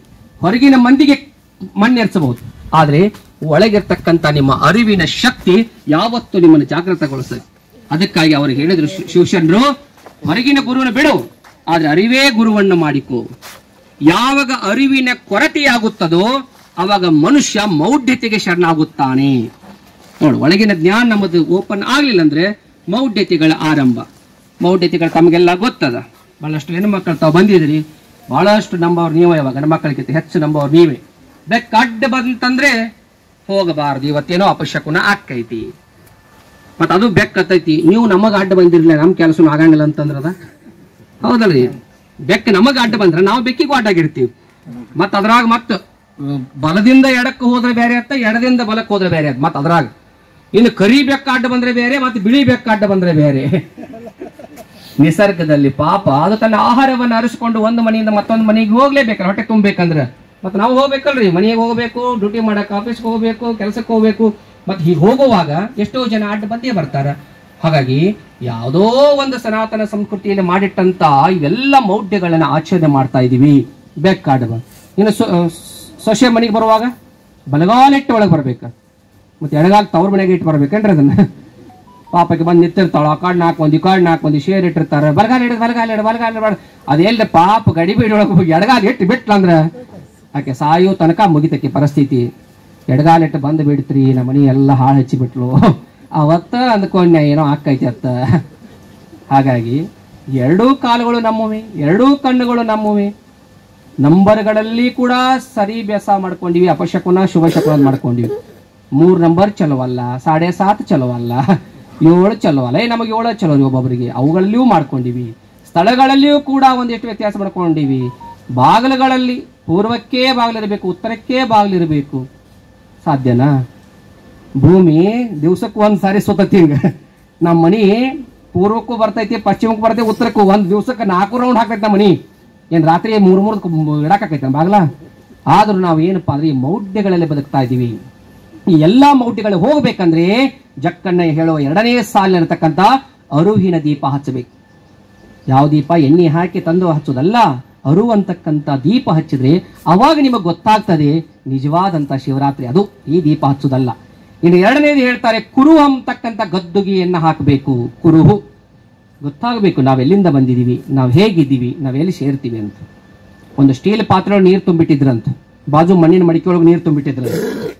ಸ್ಟೀಲ್ ಪಾತ್ರೆ ಒಳಗೆ ನೀರ ಅಥವಾ ಸ್ಟೀಲ್ ಪಾತ್ರೆ ಮಣ್ಣಿನ ಮಡಿಕೆಗೆ ಹೇಳ್ತಂತ, ಓ ಮಡಿಕೆ ನೀ ತಂಪ ಇರ್ತಿ, ಮತ್ ನೀನ್ ಒಳಗಿರೋ ನೀರು ತಂಪ ಇರ್ತಾವಲ್ಲ, ನಾನ್ ನೋಡಿ ಹೆಂಗ್ ಬ್ಯಾತ್ಸಗಾಗೇನಿ, ನಾನು ಒಳಗಿನ ನೀರು ಬ್ಯಾತ್ಸಗ ಯಾವತ್ತ ಅವಾಗ ಅದು ಮಣ್ಣಿನ ಮಡಿಕೆ ಹೇಳ್ತದೆ, ನೋಡಪ್ಪ ನಾ ಮಣ್ಣಿನಿಂದ ಬಂದನಿ, ಮತ್ತು ಹೊಳ್ಳಿ ಮಣ್ಣಿಗೆ ಹೋಗಿ ನೋಡೋದು ನನಗೆ ಗ್ಯಾರಂಟಿ ಐತಿ, ಅದಕ್ಕೆ ತಂಪ ಕೂತನ್ಯ. ನನ್ನ ಸಹಚರದಲ್ಲಿರೋರು ಅವರು ತಂಪದಾರ, ನೀ ಏನು ತಿಳ್ಕೊಂಡದಿ, ಶಾಶ್ವತ ತಿಳ್ಕೊಂಡದಿ ಭೂಮಿ ಮೇಲೆ, ನೀನು ಅದನ್ನು ಒಡೆದು ಹೋಗಿ ನೆಗ್ಗಿ ಹೋಗಿ ನೀನು ತೆಗೆದು ಹೋಗಿ ತಿಪ್ಪೆ ಹೋಗಿತಾರ. ಅದಕ್ಕಾಗಿ ನಾವು ತಿಳ್ಕೋಬೇಕು. ಕುರುಹು ಎಲ್ಲಿಂದ ಬಂದಿದ್ದೇನೆ ಅಂತಕ್ಕಂಥ ಕುರುಹು ಗೊತ್ತಿದ್ರೆ ನಾನು, ನನ್ನದು, ನನ್ನಿಂದೆಲ್ಲ, ನಾನೇ ಎಲ್ಲ, ಇವು ಮನುಷ್ಯನೊಳಗೆ ಬರಂಗಿಲ್ಲ. ಇವತ್ತಿನ ಯುವ ಜನಾಂಗ ಏನಾಗೈತಿಪ್ಪ ಅಂದ್ರೆ ದೇಶ ಪ್ರೀತಿಗಿಂತ ದೇಹ ಪ್ರೀತಿ ಜಾಸ್ತಿ ಆಗ್ಬಿಡತ್ತೆ. ಏನು ಶಾಶ್ವತ ಭೂಮಿ ಮೇಲೆ ಬದುಕ್ತಾರೇನೋ ಅನ್ನೋ ಹಂಗೆ ಬದುಕಾಕೈತೆ. ಅಂಥವರಿಗೆ ವಚನ ಹೇಳ್ತಾರೆ, ಕುರು ಅಂತಕ್ಕಂಥ ಗದ್ದುಗೆ. ಒಂದು ಸಣ್ಣ ಪ್ರಯೋಗದ ಮೂಲಕ ಹೇಳ್ತೀನಿ. ನಮ್ಮೊಳಗಡೆ 5 ಪಂಚಮಹಾಭೂತಗಳದಾವ. ಎಲ್ಲಿ ಅದಾವ್ರಿ, ಎಲ್ಲಿಂದ ಬಂದಾವ್ರಿ ಅದು ತಿಳ್ಕೋಬೇಕು. ಭೂಮಿ ಒಳಗಡೆ ಬೆಳೆಯಾಗಿ, ಬೆಳೆ ಒಳಗಿನ ಗಾಳಿಯನ್ನ ಹೀರಿ, ಬೆಳಕನ್ನ ಹೀರಿ, ಬಿಸಿಲನ್ನ ಹೀರಿ, ನೀರನ್ನ ಹೀರಿ, ಭೂಮಿ ಅಂಶಗಳನ್ನ ಹೀರ್ಕೊಂಡು ಬೆಳೆ ರೆಡಿ ಆಯಿತು. ಬೆಳೆ ಒಳಗಡೆ ಕಾಳುಗಳು ಉತ್ಪತ್ತಿ ಆಯಿತು. ಆ ಕಾಳನ್ನು ನಮ್ಮ ತಂದೆ ತಾಯಿಗಳು ಊಟ ಮಾಡಿದ್ರು. ತಾಯಿ ಒಳಗಡೆ ಅದು ಅಂಡಾಣುವಾಗಿ ಪರಿವರ್ತನೆ ಆಯಿತು. ತಂದೆ ಒಳಗಡೆ ಅದು ವೀರ್ಯಾಣುವಾಗಿ ಪರಿವರ್ತನೆ ಆಯಿತು. ಅಂಡಾಣು ವೀರ್ಯಾಣುಗಳ ಸಂಯೋಜನೆ ಪಿಂಡಾಣು ಆಯಿತು. ಪಿಂಡಾಣು ಭ್ರೂಣಾವಸ್ಥೆಯನ್ನು ಮುಟ್ಟಿತು. ಭ್ರೂಣಾವಸ್ಥೆ ಮಗುವಾಗಿ ಬೆಳೆದು ಭೂಮಿಗೆ ಬಂತು. ಹಾಗಾದ್ರೆ ನಮ್ಮೊಳಗೆ ಏನದಾವು, ಇವು 5 ಕೂಡ್ಯಾವ. ಅವೆಲ್ಲ ಚಂದ ಸಂಯೋಜನೆಗೊಂಡಾವ ಅಂತ ತಿಳ್ಕೊಂಡು ಹಿಂಗೆ ಬಾಡಿಗೆ ನಿಂತೈತಿ. ಇವು 5 ಅದಾವ. ಎಲ್ಲಿ ಅದಾವ್ರಿ ಪಾಪಿ ಸಣ್ಣ ಮಕ್ಕಳಿಗೆ ಗೊತ್ತಾಗ್ಲಿ ಇಂಥವ್ರಿಗೆ. ಸ್ವಲ್ಪ ಈಗ ಮೂಗಿನ ಕೆಳಗೆ ಕೈ ಇಟ್ಟು ನೋಡಿ, ಗಾಳಿ ಐತಿ. ಯಾವ ಪಂಚಮಹಾಭೂತ ಗೊತ್ತಾಗ, ಗಾಳಿ, ನೀರು, ಬೆಳಕು, ಭೂಮಿ, ಆಕಾಶ. ಇವು 5 ಪಂಚಮಹಾಭೂತಗಳು. ಎಲ್ಲಿದಾವ ಅಂದ್ರೆ ಮಧ್ಯಾಹ್ನ ಗಾಳಿ, ಮುಗಿನ ಕೆಳಗೆ ಗಾಳಿ ಐತ್ರಿ. ಓಕೆ. ಎರಡನೇದು ಬಿಸಿ ಎಲ್ಲೈತಿ, ಬೆಂಕಿ ಅಂಶ ಎಲ್ಲೈತಿ. ಸ್ವಲ್ಪ ಹಿಂಗೆ ಕೈ ಇಟ್ಕೊಂಡು ನೋಡಿ, ಬೆಚ್ಚಗೈತಿ. ಬೆಚ್ಚಗೈತೆ ತಂಗಿ, ಬೆಚ್ಚಗೈತಿ. ಇದು ಬೆಂಕಿ ಅಂಶ. ಸ್ವಲ್ಪ ನಾಲಿಗೆ ಮೇಲೆ ಕೈ ಇಟ್ಟು ನೋಡಿ, ನೀರಿನ ಅಂಶ ಐತಿ. ಮೂತ್ರ, ರಕ್ತ ಮತ್ತು ಜೊಲ್ಲು ಎಲ್ಲ ನೀರಿನ ಅಂಶ. ಇನ್ನು ಮೈ ಇದೆಲ್ಲ ಮೇಲಿರ್ತಕ್ಕಂಥದ್ದು ಭೂಮಿ ಅಂಶ. ಚರ್ಮದ ಹೊದಿಕೆ ಐತಲ್ಲ, ಭೂಮಿ ಅಂಶ. ಇದನ್ನ ಒಳಗಡೆ ಕಾಂಕ್ರೀಟ್ ದಂಗ ತುಂಬಿ ಮಾಡಿಲ್ಲ. ಒಳಗಡೆ ಪಳ್ಳ ಭಾಗದ, ಹೊಟ್ಟೆ ಒಳಗಡೆ ಪಳ್ಳ ಭಾಗದ, ಎಲುವಿನ್ಯಾಗ ಪಳ್ಳ ಭಾಗದ, ಇದನ್ನ ನರದೊಳಗ ಪಳ್ಳ ಭಾಗದ, ಕೂದಲಿನಲ್ಲಿ ಕೂಡ ಪಳ್ಳ ಭಾಗ ಐತೆ ಒಳಗಡೆ ಪಳ್ಳ ಭಾಗ. ಇದಕ್ಕೆ ಆಕಾಶ ಅಂತ ಕರೀತಾರೆ, ಬಯಲು. ಇದೆಲ್ಲವನ್ನು ಸೇರಿಸಿ ಈ ರೀತಿ ನಿಂತೈತೆ. ನಿಸರ್ಗದಾಗ ಏನು ವ್ಯತ್ಯಾಸ ಆಕಿರುತ್ತೆ, ಇಲ್ಲಿ ವ್ಯತ್ಯಾಸ ಹಾಕೋತ ಹೋಗ್ತೈತೆ. ನಾಗ ಹೇಳಿದ್ನಲ್ಲ, ಸ್ವಲ್ಪ ಬಿಸಿಲು ಹೆಚ್ಚಾತ ಜ್ವರ ಬರಕ್ ಹತ್ತಾವ. ಯಾಕೆ ಇಲ್ಲಿಗೆ ಅದಕ್ಕೆ ಸ್ವಲ್ಪ ಬ್ಯಾಲೆನ್ಸ್ ತಪ್ಪಾಕತ್ತದ. ಸ್ವಲ್ಪ ನೀರು ಬೇರೆ ಕಡೆ ಕುಡಿದ್ರೆ ಆ ನೀರಿಗೆ ಅಡ್ಜಸ್ಟ್ ಆಗ್ಲಿಕ್ಕಾರ ನೆಗಡಿ ಬರ್ಲಿಕ್ಕೆ ಹತ್ತದ. ಇದು ಹಿಂಗೇ ಹೋಗ್ತದೆ. ಹುಟ್ಟು ಅಂದ್ರೆ ಸಂಯೋಜನೆ. ಹಾಗಾದ್ರೆ ಸಾವು ಅಂದ್ರೆ ಏನು, ಬಿಡುಗಡೆ. ಈ 5ಗಳಲ್ಲಿ ಮೊಟ್ಟ ಮೊದಲ ಬಿಡುಗಡೆ ಆಗುವುದು ಗಾಳಿ. ಗಾಳಿ ಇಂತಿಷ್ಟು ವರ್ಷ ಆದ್ಮೇಲೆ ಈ ಶರೀರಕ್ಕೆ ಗುಡ್ ಬೈ ಹೇಳ್ತದೆ, ನಂದಿನ ಕೆಲಸ ಮುಗೀತು, ನಾನು ಹೋಗಿ ಬರ್ತೀನಿ ಅಂತ.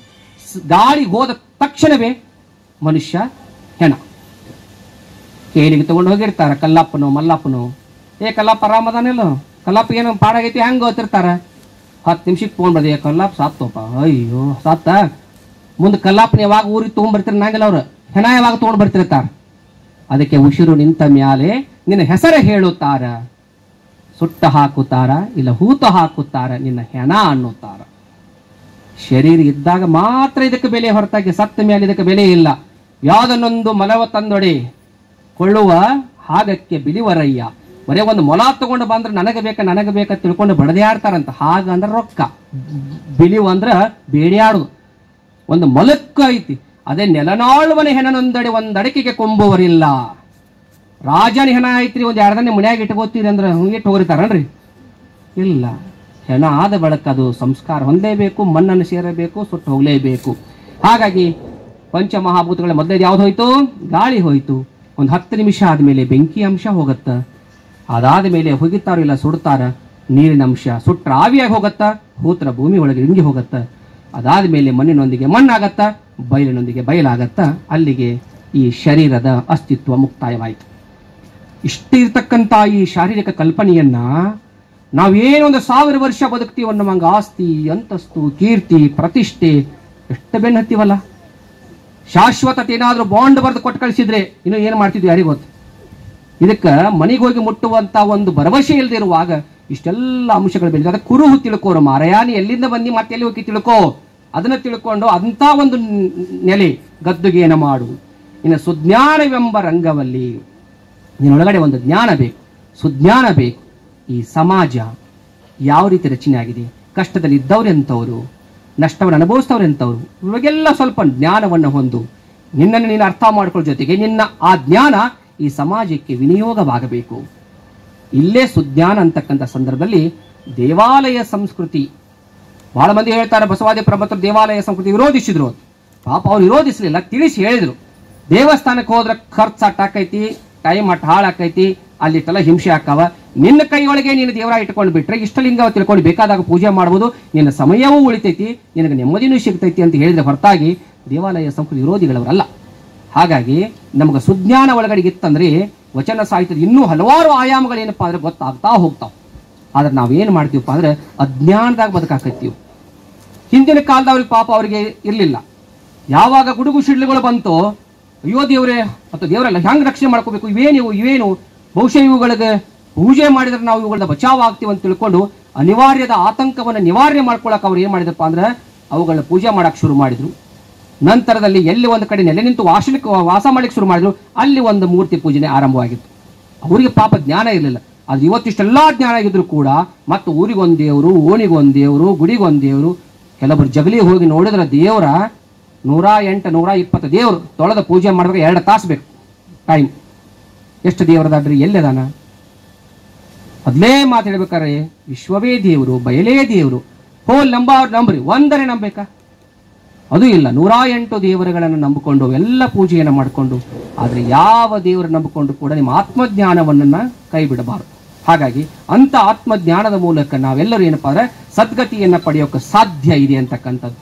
ಇನ್ನು ಭಾವಗಳು, ಪತ್ರ ಏರಿಸ ಭಾವ ಅನುಭಾವವಾಗಬೇಕು, ಅಂದಾಗ ಒಬ್ಬ ಶರಣಾಗಕ್ಕೆ ಸಾಧ್ಯ. ಆ ಶರಣನಿಂದ ಸಮಾಜ ಸುಧಾರಣೆ ಆಗಕ್ಕೆ ಸಾಧ್ಯ. ಹಾಗಾಗಿ ವಿಭೂತಿಯನ್ನು ಧರಿಸೋದಾಗಿರ್ಬೋದು, ಆಮೇಲೆ ಇಷ್ಟಲಿಂಗ ಪೂಜೆ ಆಗಿರಬಹುದು, ಇವೆಲ್ಲದಕ್ಕೂ ವೈಜ್ಞಾನಿಕ ಕಾರಣಗಳು. ಎಲ್ಲ ಪ್ರತಿಯೊಂದಕ್ಕೂ ಸಮಯದ ಅಭಾವ ಎಲ್ಲ ಹೇಳಕ್ಕಾಗಲ್ಲ. ಎಲ್ಲದಕ್ಕೂ ಒಂದು ವಿಜ್ಞಾನವನ್ನ ಇಟ್ಟು ಅದಕ್ಕೆ ವಿಚಾರವನ್ನು ಇಟ್ಟು ಬಸವಾದಿ ಪ್ರಮಥರು ಹಿಂಗ ಮಾಡಿಕೊಂಡ್ರೆ ನಿಮ್ಮ ಬದುಕು ಸುಂದರವಾಗ್ತದ, ಹಸನಾಗ್ತದ ಅಂತಕ್ಕಂಥ ಮಾತನ್ನ ಹೇಳಿ ಹೋಗ್ಯಾರ. ಬರೇ ಪಾಲಿಸೋದಾಗವಲ್ತು, ಇನ್ನು ಹೊಳ್ಳಿ ಅವ್ರು ರಚನೆ ಮಾಡೋದು ಬಿಡಿ. ಆಮೇಲೆ ಅಂಥದೊಂದು ವಚನ ಸಾಹಿತ್ಯ ಹೆಂಗ ಸಮೂಹ ಸೃಷ್ಟಿ ಅಂತ ಬರೀತಾರೆ ಬಸವಣ್ಣವರ ಅಥವಾ ವಚನಗಳ ಸಮೂಹ ಸೃಷ್ಟಿ. ನಾನು ಆಗಲೇ ಹೇಳಿದ್ದಲ್ಲ, ಒಬ್ಬರ ಅಭಿಪ್ರಾಯಗಳು ತುಂಬಿ ಕಳಿಸಿದ್ದಲ್ಲ. ಒಂದು ಭಾವಗೀತೆ ಕವಿ ಅಭಿಪ್ರಾಯ ಇರ್ತೈತಿ, ಒಂದು ಭಾವಗೀತೆ ಒಳಗಡೆ ಕವಿ ಅಭಿಪ್ರಾಯ ಅಷ್ಟೇ ಬರ್ದಿರ್ತೈತಿ, ಒಂದು ಲಾವಣಿ ಒಳಗಡೆ ಸಾಮಾಜಿಕ ಅಭಿಪ್ರಾಯ ಇರ್ತೈತಿ. ಆದ್ರೆ ಇವ್ರದ್ದು ಇಡೀ ಒಂದು ರಾಜ್ಯ ಹೇಗಿರಬೇಕು, ಕಲ್ಯಾಣ ರಾಜ್ಯ ಹೇಗಿರ್ಬೇಕಂತ ಅಭಿಪ್ರಾಯವನ್ನ ತುಂಬಿದಂತ ವಚನಗಳು. ಅದಕ್ಕೆ ಹೇಳಿದ್ರೆ ಅವ್ರು ಕೂಡ್ರಿ, ಮೊದಲು ಕೂಡುದು ಕಲೀರಿ ಅಂದ್ರ ಅವ್ರು. ನೋಡಿ ಕೂತ್ರಿಲ್ಲ, ಬಂದು ಕೂತ್ರಿ ತಿಳ್ಕೊಂಡು ಒಂದು 4 ಕಿಮ್ಮೇಲೆ ಹೋದು. ನಮ್ಮಂದಿ ಕೂಡ್ತಾರ, ಬೇರೆ ಬೇರೆ ಕೂಡ್ತಾರ. ಮದುವೆಗೆ ಕರೆದ್ರ ಬರಂಗಿಲ್ಲ, ಇಂಥ ಕಾರ್ಯಕ್ರಮಕ್ಕೆ ಕರೆದ ಬರಂಗಿಲ್ಲ. ಜಗಳ ಹತ್ತಿದಲ್ಲಿ ಯಾರು ಕರೆದಲ್ಲ ಹೋಗಿ ನಿಂದಿರ್ತಾರ ನೋಡ್ಕೋತ. ಯಾರ್ದ ಹೈತ್ ಜಗಳ ಇದ್ರೆ ಮಿಸ್ಟೇಕ್ ಯಾರ್ದ್ರಿ? ಇವ್ರೇನ್ ಜಗಳ ಬಿಡಿಸ್ತಾವ್ರಲ್ಲ, ಮಾತಾಡಿ ಪೆಟ್ರೋಲ್ ಹಾಕಿ ಬರೋರು ಇವರು. ಹಾಗಾಗಿ ಕೆಟ್ಟದ್ದಿದ್ದಲ್ಲಿ ಕರಿಲಾರ್ದು ಹೋಗ್ತಕ್ಕಂಥ ಜನ, ಒಳ್ಳೆದಿದ್ದಲ್ಲಿ ಏನಪ್ಪಾ ಅಂದ್ರೆ ಕರೆದ್ರು ಕೂಡ ಬರ್ಲಾರ್ದು. ಅದಕ್ಕೆ ಕೂಡ್ರಿ, ಸಂವಾದ ಮಾಡ್ರಿ, ಚರ್ಚೆ ಮಾಡ್ರಿ. ಸಂವಾದ ಚರ್ಚೆಗಳು ಚಿಂತನ ಮಂಥನಗಳಾದವು ಅಂದ್ರೆ ಅವು ನಿಮ್ಮ ಬದುಕನ್ನ ರೂಪಿಸ್ತಕ್ಕಂಥ ಮಾತುಗಳಾಕ್ಕಾವ, ವಚನಗಳಾಕ್ಕಾವ. ಹಿಂಗ ಮಾಡಿ ವಚನ ಬರೆದಿದ್ದೆ ಹೊರತಾಗಿ ಅವರು ತಮ್ಮ ಬಿಡುವಿನ ವೇಳೆ ಬೆಳಗಿನಿಂದ ಸಾಯಂಕಾಲದವರೆಗೆ ಏನ್ ಮಾಡ್ಕೊಂಡ್ರಪ್ಪ ಅಂದ್ರೆ ಅವರು ತಮ್ಮ ನಿತ್ಯ ಜೀವನಕ್ಕೆ ಮಾಡ್ಬೇಕು ಕಾಯಕ ಬಿಟ್ಟು ಏನು ಮಾಡಲ್ಲ. ಮತ್ತವರು ಕೂಡುದಂತ ತಿಳ್ಕೊಂಡು ಒಂದ್ ಕಡೆ ಕೂಡ್ಲಿಲ್ಲ, ನಿತ್ಯ ಕಾಯಕವನ್ನ ಮಾಡಿಕೊಂಡು ಕಾಯಕದಿಂದ ಬಂದಿರತಕ್ಕಂಥ ಫಲದಲ್ಲಿ ದಾಸೋಹವನ್ನು ಮಾಡಿ, ಆ ದಾಸೋಹದ ಮೂಲಕ ಸಾಮಾಜಿಕ ಪರಿವರ್ತನೆ ಮಾಡಿ, ಉಳಿದ ಸಮಯದಲ್ಲಿ ಅನುಭವ ಮಂಟಪದಲ್ಲಿ ಒಂದು ಕಡೆ ಸೇರಿ ಚಿಂತನ ಮಂಥನದ ಮೂಲಕ ವಚನ ರಚನೆ ಮಾಡಿದ್ರು. ಹಾಗಾಗಿ ಅವರು ಹೇಳ್ತಕ್ಕಂಥ ವಿಚಾರಗಳಲ್ಲಿ ಒಂದು 50% ಪಾಲಿಸಿದ್ರು ಭಾರತದ ಭವಿಷ್ಯ ಬದಲಿ ಆಕೈತಿ. ಆದ್ರೆ ನಾವೇನು ಮಾಡ್ತೀವಪ್ಪ ಅಂದ್ರೆ ಆಗಲೇ ಮೊದಲು ಹೇಳಿದಂಗೆ ಅದನ್ನು ಸೀಮಿತ ಮಾಡಿಬಿಟ್ಟಿವಿ, ಸಾಹಿತ್ಯ ಸೀಮಿತ ಮಾಡಿಬಿಟ್ಟಿವಿ. ಸಾಹಿತ್ಯದ ಮುಖೇನ ಈ ಕನ್ನಡ ನೆಲದಲ್ಲಿ 2 ಸಾಹಿತ್ಯಕ್ಕೆ ಚಳುವಳಿ ಮತ್ತು ಆಂದೋಲನದ ಸ್ವರೂಪ ಐತಿ. ಒಂದು ದಲಿತ ಬಂಡಾಯ ಸಾಹಿತ್ಯ, ಇನ್ನೊಂದು ವಚನ ಸಾಹಿತ್ಯ. ಇವ ಕೇವಲ ಸಾಹಿತ್ಯ ಮುಖಿ ಒಂದೇ ಮುಖ ಹೊಂದಿಲ್ಲ. ಚಳುವಳಿಯ ಮೂಲಕ ಸಮಾಜದತಕ್ಕಂಥ ಶೋಷಣೆ ದೌರ್ಜನ್ಯಗಳನ್ನ ಖಂಡಿಸಿ ಬರೆದಂತಹ, ಹಂಗ ಮಾಡಬೇಡ್ರಿ ಅಂತ ಹೇಳಿ ಬರೆದಂತಹ ವಚನ ಸಾಹಿತ್ಯಕ್ಕೆ ಚಳವಳಿ ಮುಖಿ ಮತ್ತು ಸಾಹಿತ್ಯ ಮುಖಿ, ಸಮಾಜ ಮುಖಿ ಬೇರೆ ಬೇರೆ ಆಯಾಮಗಳನ್ನು ಜೋಡಿಸಿ ರಚನೆ ಆಗಿರ್ತಕ್ಕಂಥ ವಚನಗಳು. ಇವರೆಲ್ಲೂ ಕೂತ್ಕೊಂಡು ಹಾಳೆ ಇಟ್ಕೊಂಡು ಪೆನ್ ಹಿಡ್ಕೊಂಡು ಬರೆದವಲ್ಲ, ಸಾಮಾಜಿಕವಾಗಿ ಸುಧಾರಣೆ ತರುವ ನಿಮಿತ್ತವಾಗಿ ಬರೆದಿರ್ತಕ್ಕಂಥ ವಚನಗಳು. ಕೊನೆಯದಾಗಿ ಅವರು ಹೇಳ್ತಕ್ಕಂಥದ್ದು ಸುಜ್ಞಾನವೆಂಬ ಅಕ್ಷತೆಯನ್ನಿಟ್ಟು ಅಂತಕ್ಕಂಥ ಮಾತು. ಶಿವರಾತ್ರಿ ಅಂದ್ರೆ ಸುಜ್ಞಾನದ ಅಕ್ಷತೆ ಇಡಬೇಕು. ಈ ಸುಜ್ಞಾನವನ್ನು ಅವರು ಎಲ್ಲಿ ಕಂಡ್ರಪ್ಪ? ಸಮಾನತೆಯನ್ನು ಸಾಧಿಸುವುದರಲ್ಲಿ ಕಂಡ್ರು. ಸಮಾನತೆ, ಯಾವ್ಯಾವ ಸಮಾನತೆ? ಜಾತಿ ಸಮಾನತೆ, ವೃತ್ತಿ ಸಮಾನತೆ, ಸ್ತ್ರೀ ಪುರುಷ ಸಮಾನತೆ, ಆರ್ಥಿಕ ಸಮಾನತೆ. ನೋಡಿ, ಎಲ್ಲ ಸಮಾನತೆಗಳು ಬಂದ್ರೆ ಒಂದು ಸುಖಿ ಸಮಾಜ ನಿರ್ಮಾಣ ಆಗೋಕೆ ಸಾಧ್ಯ. ನಾವು ಇವತ್ತು ಎಷ್ಟೋ ಜನರು ಜಾತಿ ಹೇಳ್ಕೊಳ್ಳೋಕ್ಕೂ ಹಿಂದೆ ಮುಂದೆ ಮಾಡ್ತೀವಿ, ಆದ್ರೆ ಅವರು ತಮ್ಮ ವಚನಗಳಲ್ಲೇ ಜಾತಿ ಹೇಳ್ಕೊಂಡ್ಬಿಟ್ರು. ಜಾತಿ ಸೂಚಕ ಪದಗಳನ್ನ ಅವೆಲ್ಲ ಏನಪ್ಪಾ ಅಂದ್ರೆ ಮನುಷ್ಯ ಮಾಡ್ಕೊಂಡಿದ್ದೆ ಹೊರತಾಗಿ ಅವು ಹುಟ್ಟ ನಮ್ಮ ಅದು ಮೂಲ ಬಂದಿಲ್ಲ. ಹಾಗಾಗಿ ಅಂಬಿಗರ, ಚೌಡಯ್ಯ, ಮಡಿವಾಳ, ಮಾಚಯ್ಯ, ಡೋಹರ, ಕಕ್ಕಯ್ಯ ಅವರೇ ಅದನ್ನೇನಪ್ಪಾ ಅಂದ್ರೆ ಹೇಳ್ಕೊಂಡ್ರು. ಹಾಗಾಗಿ ವೃತ್ತಿಗಳನ್ನ ಮಾಡುವಾಗ ಮೇಲು ಕೀಳು ಅಂತಕ್ಕಂಥದ್ದು ಯಾವುದು ಇರೋದಿಲ್ಲ. ಹಾಗೆ ಮಾಡ್ಕೊಳ್ಳೋದು ತಪ್ಪು. ಎಲ್ಲಾ ವೃತ್ತಿಗಳು ಜವಾನ್ ಹಿಡ್ಕೊಂಡು ದಿವಾನ್ವರೆಗೂ ಅದರದೇ ಆಗಿರ್ತಕ್ಕಂಥ ವೃತ್ತಿ ಪ್ರಾವಿತ್ರತೆ ಇರ್ತದ. ದಯವಿಟ್ಟು ಏನಪ್ಪಾ ವೃತ್ತಿಯಲ್ಲಿ ಜಾತಿಗಳಲ್ಲಿ ಮೇಲು ಕೀಳು ಮಾಡಬೇಡಿ. ಇನ್ನು ಸ್ತ್ರೀ ಪುರುಷರಲ್ಲಿಯೂ ಕೂಡ ಅವರು ಹೇಳ್ತಾರೆ, ಮೊಲೆಮುಡಿ ಬಂದರೆ ಹೆಣ್ಣೆಂಬರು, ಗಡ್ಡ ಮೀಸೆ ಬಂದರೆ ಗಂಡೆಂಬರು, ನಡುವೆ ಸುಳಿಯುವ ಆತ್ಮ ಹೆಣ್ಣು ಅಲ್ಲ ಗಂಡು ಅಲ್ಲ ರಾಮನಾಥ. ಅದಕ್ಕಾಗಿ ಒಳಗೆ ಸುಳಿಯುವ ಆತ್ಮ ಹೆಣ್ಣು ಗಂಡು ಅಂತ ಇರೋದಿಲ್ಲ. ಕೇವಲ ದೇವರು ನೈಸರ್ಗಿಕವಾಗಿ ಸಂತಾನೋತ್ಪತ್ತಿ ಆಗಲಿ ಅನ್ನೋ ಕಾರಣಕ್ಕೆ ಒಂದು ಹೆಣ್ಣು ರೂಪ ಒಂದು ಗಂಡು ರೂಪವನ್ನು ಸೃಷ್ಟಿಸಿದ ಹೊರತಾಗಿ ಮೇಲು ಕೀಳಂತ ತಿಳ್ಕೊಂಡು ಹೆಣ್ಣನ್ನ ಕನಿಷ್ಠವಾಗಿ ಕಾಣಬೇಡಿ ಅಂತ ಹೇಳಿದ್ರು. ಬಹುಶಃ ಆ ಶತಮಾನದಲ್ಲಿ ಎಷ್ಟೊಂದು ಶೋಷಣೆಗಳು ತಮಗೆಲ್ಲ ಗೊತ್ತಿದೆ. ಗಂಡ ಸತ್ತ ಮೇಲೆ ಸತಿ ಹೋಗುವಂತ ಒಂದು ಪದ್ಧತಿ ಇತ್ತು. ಅವೆಲ್ಲವುಗಳಿಗೆ ಬಸವಣ್ಣವರು ವಚನಕಾರರು ಎಲ್ಲ ಸರಿಯಲ್ಲ. ಹೆಣ್ಣನ್ನ ಅಡುಗೆ ಮನೆಗೆ ಹೆರಿಗೆ ಮನೆಗೆ ಸೀಮಿತಗೊಳಿಸಿದ್ರು. ಹೆಣ್ಣಾದ್ರೆ ಇಷ್ಟೇ ಆಕಿ ಜೀವನ, ಅಡುಗೆ ಮನೆಗೆ ಇರಬೇಕು, ಹೆರಿಗೆ ಮನೆಗೆ ಬರಬೇಕು. ಆದ್ರೆ ಅದೆಲ್ಲ ಅದರ ಆಚೆಯೂ ಕೂಡ ಹೆಣ್ಣಿಗೆ ಅಸ್ತಿತ್ವವನ್ನ ಕೊಡೋಕೆ ಸಾಧ್ಯ ಅಂತ ತಿಳ್ಕೊಂಡು ಹಲವಾರು ವಚನಕಾರ್ತಿಯರು, ಮುಕ್ತಾಯಕ್ಕ ಆಗಿರಬಹುದು, ಐರಕ್ಕಿ ಲಕ್ಕಮ್ಮ ಆಗಿರಬಹುದು, ಗಂಗಾಂಬಿಕೆ, ನೀಲಾಂಬಿಕೆ, ಅಕ್ಕ ಮಹಾದೇವಿ, ಇವು ಅಷ್ಟು ಹಲವಾರು ವಚನಕಾರ್ತಿಯರು ಕೂಡ ಗಂಡಸರಿಗೆ ಸರಿಸಮಾನವಾಗಿ ಕುಳಿತುಕೊಂಡು ಅವರ ಚರ್ಚೆಯಲ್ಲಿ ಪಾಲ್ಗೊಳ್ಳುವಂತ ಅವಕಾಶವನ್ನು ಕಲ್ಪಿಸಿಕೊಟ್ರು. ಇನ್ನು ಆರ್ಥಿಕ ಸಮಾನತೆ, ಹೊನ್ನಿನೊಳಗೊಂದೊರೆಯ, ಸೀರೆ ಒಳಗೊಂದೆಳೆಯ, ಅನ್ನದೊಳಗೊಂದಗಳು, ಇಂದಿಂಗೆ ನಾಳಿಂಗೆ ಎಂದಿನಾದಡೆ ನಿಮ್ಮಾಣಿ ನಿಮ್ಮ ಪ್ರಮಥ ರಾಣಿ. ಗೊಳೆ ಮಾಡೋದು ಬಿಡ್ರಿ ಅಂದ್ರೆ ಅವ್ರು ಬರೀ ಸ್ಟಾಕ್ ಮಾಡಿ ಇಡೋದು ಮಕ್ಕಳಿಗೆ. ಸರ್ ಹೇಳಿದ್ರಲ್ಲ, ಮಕ್ಕಳಿಗೆ ಬರೀ ಸ್ಟಾಕ್ ಮಾಡಿ ಇಡೋದು, ಸಂಸ್ಕಾರ ಕೊಡೋ ಬದಲು ಸಂಪತ್ತು ಗೊಳೆ ಮಾಡೋದು. ಏನು ಮಾಡೋದು? 20 ಎಕರೆ ಆಸ್ತಿ ಗಳಿಸಿದ್ರು ಕೂಡ ಮಗ ಅದನ್ನ ಮೇಂಟೈನ್ ಮಾಡ್ಲಿಕ್ಕಾರ 2 ವರ್ಷದಾಗ ಮಾರ್ಕೊಂಡು ಕುಲಾಕ ನಾವು. ಅದಕ್ಕಾಗಿ ಸಂಸ್ಕಾರ ಮುಖ್ಯ ಹೊರತಾಗಿ ಆಸ್ತಿ ಸಂಪತ್ತು ಅಟ್ಟು ಸರಿ ಅಲ್ಲ ಅಂತಕ್ಕಂಥದನ್ನ ಬಸವಾದಿ ಪ್ರಮಥರು ಅದನ್ನೇ ದಾಸೋಹ ತಗೊಂಬಂದ್ರ ಅವರು. ಇನ್ನು ನಾವು ಅಕಸ್ಮಾತ್ ಸಂಪತ್ತಿನ ಕ್ರೋಢೀಕರಣಕ್ಕೆ ಏನಾದ್ರೂ ಮನಸ್ಸು ಮಾಡಿದೀವಿ ಅಂದ್ರೆ ಅದೊಂದು ಹವ್ಯಾಸವಾಗಿ ಚಟವಾಗಿ ಪರಿವರ್ತನೆ ಆಕೈತಿ. ಬೇಡ, ಬಂದದ್ರಲ್ಲಿ ಏನಪ್ಪಾ ಅಂದ್ರೆ ಸಮಾಜಕ್ಕೆ ಅರ್ಪಣೆ ಮಾಡಿಬಿಡೋಣ ಅಂತ ತಿಳ್ಕೊಂಡು ದಾಸೋಹ ಪರಿಕಲ್ಪನೆ ತೆಗೆದುಕೊಂಡು ಬಂದ್ರು. ಸಹಭೋಜನ ಪಂಕ್ತಿಯ ಮೂಲಕ ಪ್ರೀತಿ ಪ್ರೇಮಗಳ ಉತ್ಪತ್ತಿಯಾಗಿ ಮನುಷ್ಯನಾಗಿ ಬಾಳುವಂತ ಅವಕಾಶವನ್ನು ಕಲ್ಪಿಸಿಕೊಟ್ರು. ಹಾಗಾಗಿ ಬರೀ ಅನ್ನದ ಒಳಗೆ ಒಂದು ಸಣ್ಣ ಅಗಳ ನಾಳಿಗೆ ಬೇಕಂತ ಇಡಾವಲ್ಲ. ಅದ್ರ ಜೊತೆಗೆ ಏನಪ್ಪಾ ಅಂದ್ರೆ ಸೀರೆ ಒಳಗೆ ಒಂದು ಎಳೆ ನೋಡಿ, ಸೀರೆ ನಡೀತೀರಿ ಟೇಜರಿ ತುಂಬ ಗೊಳೆ ಮಾಡಿ ಅನ್ನದೊಳಗೆ ಅಕ್ಕಿ ಇರಲಿ, ಮುಂದಿನ ವರ್ಷ ಬಂದು ಆಚೆ ಕಡೆ ವರ್ಷ ಬಂದು ಅಕ್ಕಿ ಧಾನ್ಯಗಳ ಸಂಗ್ರಹ ಮಾಡೋದು, ಸೀರೆಗಳ ಸಂಗ್ರಹ ಮಾಡೋದು, ಬಂಗಾರ ಬಟ್ಟೆಗಳ ಸಂಗ್ರಹ ಮಾಡೋದು, ಇವೆಲ್ಲದಕ್ಕೂ ಧಿಕ್ಕಾರವಿತ್ತು. ಸಂಗ್ರಹ ಬುದ್ಧಿಗಿಂತ ಸಂಸ್ಕಾರಕ್ಕೆ ಹೆಚ್ಚಿನ ಒತ್ತು ಕೊಟ್ಟು, ಸುಜ್ಞಾನಕ್ಕೆ ಹೆಚ್ಚಿನ ಒತ್ತು ಕೊಟ್ಟು ಈ ಸಮಾಜ ಪರಿವರ್ತನೆಗೆ ಅವರ ಅವಕಾಶವನ್ನು ಕಲ್ಪಿಸಿದರು. ಅದಕ್ಕೆ ವಚನ ಸಾಹಿತ್ಯ ಏನು ಕೊಟ್ಟರು ವಚನ ಸಾಹಿತ್ಯಕ್ಕೆ ಸಮಾಗಂಗಿಲ್ಲ ಅಂತ ಹೇಳ್ತಾರೆ. ಕರಿಯ ನಿತ್ತಡೆವಲ್ಲಿ, ಸಿರಿಯ ನಿತ್ತಡೆವಲ್ಲಿ, ಹಿರಿದಪ್ಪ ರಾಜ್ಯವ ನಿತ್ತಡೆವಲ್ಲಿ, ನಿಮ್ಮ ಶರಣರ ಸೂಳ್ ನುಡಿ ಒಂದರಗಳಿಗೆ ಎತ್ತಡಿ ನಿಮ್ಮ ನಿತ್ಯ ಕಾಣ ರಾಮನಾಥ. ನೀ ಯಾನಿ ಕೊಟ್ಟರು ಬೇಡಪ್ಪ, ಅದನ್ನ ಸಾಕೋದು ನೀಗುದಿಲ್ಲ. ನೀ ದೊಡ್ಡ ಸಂಪತ್ತು ಕೊಟ್ಟರು ಸಾಕು, ರಾಜ್ಯ ಆಳಕ್ಕೆ ನಮಗೆ ಆಗುವುದಿಲ್ಲ. ನಮಗೇನು ಕೊಡಾಮಿದ್ರ ವಚನ ಸಾಹಿತ್ಯದ ಒಂದು ಸುಳ್ಳು ನುಡಿ, ವಚನಗಳು, ಒಂದು ವಚನ ಎಷ್ಟೋ ಜನರ ಭವಿಷ್ಯವನ್ನ ಬದಲಿ ಮಾಡ್ಯಾವ. ಆ ವಚನಗಳು ಶುದ್ಧ ಸಾಹಿತ್ಯಿಕ ಶಕ್ತಿಗಳು ಅಂತಕ್ಕಂಥ ಅರ್ಥದಲ್ಲಿ ಹೇಳ್ತಾರೆ. ಆತ್ಮೀಯ ವಚನ ಸಾಹಿತ್ಯದ ಬಗ್ಗೆ ಮಾತಾಡ್ತಾ ಹೋದ್ರೆ ದಿವಸಗಳೆಲ್ಲ, ತಿಂಗಳುಗಳೆಲ್ಲ, ವರ್ಷಗಟ್ಟಲೇ ಸಾಕಾಗುವುದಿಲ್ಲ. ಅಂಥ ವಚನ ಸಾಹಿತ್ಯದಲ್ಲಿರ್ತಕ್ಕಂಥ ಶಿವರಾತ್ರಿಯನ್ನ ಕುರಿತು, ಶಿವರಾತ್ರಿ ಅಂದ್ರೆ ಅರಿವು, ಕುರುಹು, ಸುಜ್ಞಾನ, ಭಕ್ತಿ ಇವೆಲ್ಲವುಗಳ ಸಮ್ಮೇಳನದಿಂದ ನಾವು ಹೇಗೆ ಮಾಡ್ಬೇಕಂತಕ್ಕಂಥ ವಿಚಾರವನ್ನು ಹೇಳಿದ್ವಿ. ಬಹಳ ಖುಷಿ ಅನಿಸ್ತು. ತಂದೆ ತಾಯಿ ಹೆಸರಿನಲ್ಲಿ ಎಂಥ ಒಂದು ಕಾರ್ಯಕ್ರಮ ಮಾಡೋ ಮೂಲಕ ನಿಮ್ಮನ್ನೆಲ್ಲ ಸೇರಿಸುವ ಮೂಲಕ ಒಂದು ಹೊಸ ಯುಗಕ್ಕೆ ನಾಂದಿ ಹಾಡಿದ್ದಾರೆ. ಬಹಳ ಅವಶ್ಯ ಇದು. ಇಷ್ಟು ಕೂಡೋದು, ಎಲ್ಲಿಂದ ಬರೋದು, 4 ಮಾತು ಕೇಳೋದು, 4 ಮಾತುಗಳನ್ನು 4 ದಿವಸ ಅದು ಪಾಲಿಸುವಂಗಾದ್ರೆ ಈ ಕಾರ್ಯಕ್ರಮಕ್ಕೊಂದು ಸಾರ್ಥಕ ಬರೋದು. ಇವತ್ತು ಬಹಳಷ್ಟು ಜನ ತಂದೆ ತಾಯಿಗಳಿಗೆ ಇಂಡಿ ಸರ್ ಹೇಳಿದ ಹಾಗೆ ಏಕವಚನದಲ್ಲಿ ಮಾತಾಡ್ತಕ್ಕಂಥ ತಂದೆ ತಾಯಿಗಳ ಸರಿಯಾಗಿ ನೋಡಿಕೊಳ್ಳಾರ ಸ್ಥಿತಿಯೊಳಗದ. ಅದಕ್ಕೆ ಬರೀ ಇದು ಮಕ್ಕಳದ ಮಿಸ್ಟೇಕ್ ಅಂತ ಹೇಳೋದಿಲ್ಲ. ತಂದೆ ತಾಯಿಗಳು ತಪ್ಪು ಹೋಯ್ತಿದ್ದಾರೆ. ನನ್ನನ್ನು ಹಿಡ್ಕೊಂಡೇ ಹೇಳ್ತಾ ಇದ್ದೀನಿ. ಮೊಟ್ಟ ಮೊದಲೇದಾಗಿ ನಾವು ಮಾಡೋದು ಇಂಗ್ಲಿಷ್ ಮಾಧ್ಯಮ ಶಾಲೆಗೆ ಹಾಕೋದು. ಇಂಗ್ಲಿಷ್ ಬರೀ ಮಾಧ್ಯಮ ಒಂದಾಗಂಗಿಲ್ಲ, ಅಲ್ಲಿ ಸಂಸ್ಕಾರಗಳು ಬೇರೆ ಆಕೈತಿ. ಕನ್ನಡ ಸಂಸ್ಕೃತಿಯೇ ಬೇರೆ, ಇಂಗ್ಲಿಷ್ ಸಂಸ್ಕೃತಿನೇ ಬೇರೆ, ಅಲ್ಲಿಯ ಸಂಸ್ಕಾರಗಳ ಬೇರೆ ಆಗ್ತಾ ಹೋಗೋದ್ರಿಂದ ಮಗು ಅಲ್ಲಿ ಸ್ವಲ್ಪ ವ್ಯತ್ಯಾಸ ಹೊಂತಾನ. ಅದಾದ ಬಳಿಕ ಇದ್ದೂರಲ್ಲೇ ಮಗ ಕಲ್ತ್ರ ಶಾಣೆ ಆಗಂಗಿಲ್ಲ, ಪಕ್ಕದ ಶಾಲೆಯಲ್ಲಿ ಮಗ ಕಲ್ತ್ರ ಶಾಣೆ ಆಗಂಗಿಲ್ಲ, ದೂರಾಗಿಟ್ಟ ಮಕ್ಕಳನ್ನ ಕಲಿಸಿದ್ರೆ ಭಾಳ ಶಾಣೆ ಆಗ್ತಾರಂತಕ್ಕಂಥ ತಪ್ಪು ಕಲ್ಪನೆ ಒಂದು ನಮ್ಮೊಳಗೈತಿ. ಹಾಗಾಗಿ ಮೂಡುಬಿದ್ರೆ ಅವರು ಇಲ್ಲಿ ತನ್ನ ಮಕ್ಕಳನ್ನ ಅಡ್ಮಿಷನ್ ಮಾಡ್ತಾರೆ, ಇಲ್ಲಿ ಅವರು ಮೂಡುಬಿದ್ರೆಗೆ ಮಕ್ಕಳನ್ನ ಅಡ್ಮಿಷನ್ ಮಾಡ್ತಾರೆ. 15-20 ವರ್ಷ ಮಕ್ಕಳನ್ನ ದೂರಿಟ್ಟು ಬೆಳೆಸ್ತೀವಿ. ಮುಂದಿನ 20 ವರ್ಷ ಅವನೇ ಹೇಳ್ತಾನ, 20 ವರ್ಷ ನೀ ನನ್ನ ದೂರಿಟ್ಟದಿ, ಇನ್ನು ಮುಂದಿನ 25 ವರ್ಷ ನಾನು ನಿನ್ನ ದೂರಿಡ್ತೀನಿ ಅಂತ ತಿಳ್ಕೊಂಡು ಅಲ್ಲಿಗೆ ಜೀವನ ಎಂಡ್ ಆಗೋಯ್ತು. ಈ ಜನ್ಮದಲ್ಲಿ ಮಕ್ಕಳಿಗೆ ಶಿಕ್ಷಣ ಕೊಟ್ಟು ಮುಂದಿನ ಜನ್ಮದಲ್ಲಿ ಮಕ್ಕಳೊಂದಿಗೆ ಬಾಳಕ್ಕೆ ಮತ್ತೊಂದು ಅವಕಾಶ ಐತೆ ಅಂದ್ರೆ ನಮ್ಗೇನು ಏನಿಲ್ಲ. ಎಲ್ಲ ಪುನರ್ಜನ್ಮ, ಮತ್ತೆ ಹುಟ್ಟೋದು ಎಲ್ಲ ಸುಳ್ಳು. ನಾಗ ಹೇಳಿದ್ದಲ್ಲ, ಬೂದಿ ಒಂದಿಗೆ ಬೂದಿ, ಮಣ್ಣಿನೊಂದಿಗೆ ಮಣ್ಣು, ಮತ್ತೆ ವಾಪಸ್ ಬರ್ಲಿಕ್ಕೆ ಇದಕ್ಕೆ ಯಾವ ಚಾನ್ಸೂ ಇಲ್ಲ. ಹಾಗಾಗಿ ಮಾನವ ಜನ್ಮ ದೊಡ್ಡದು, ಇದು ಹಾನಿ ಮಾಡಿಕೊಳ್ಳಬೇಡಲಿ ಹುಚ್ಚಪ್ಪಗಡ್ರಿ ಅಂತ ದಾಸರು ಯಾಕೆ ಹೇಳಿದ್ರು? ದ್ವಾಡದೈತು ತಮ್ಮ, ಇದಕ್ಕೆ ಬೆಲೆಲ್ಲ ತಿಳ್ಕೊಬೇಡ. ನಿನ್ನ ಕಿಡ್ನಿಗಳು ಎಷ್ಟು ರೇಟ್ ಬಾಳ್ತಾವ ತಿಳ್ಕೊ, ನಿನ್ನ ಹಾರ್ಟ್ ಎಲ್ಲಿ ಕೊಟ್ಟರೆ ಸಿಗ್ತದೆ ತಿಳ್ಕೊ, ನಿನ್ನ ಲಿವರ್ ಯಾರು ಕೊಡ್ತಾರೆ ತಿಳ್ಕೊ. ಇಂಥ ಒಂದು ಅಮೂಲ್ಯವಾದಂಥದ್ದು ನೀನು ನಿಸರ್ಗ ಕೊಟ್ಟು ಕಳಿಸೈತಿ, ಹಾಳು ಮಾಡ್ಕೋಬೇಡ. ಹೆಂಗೆ ಹಾಳು ಮಾಡ್ಕೋಬೇಡ?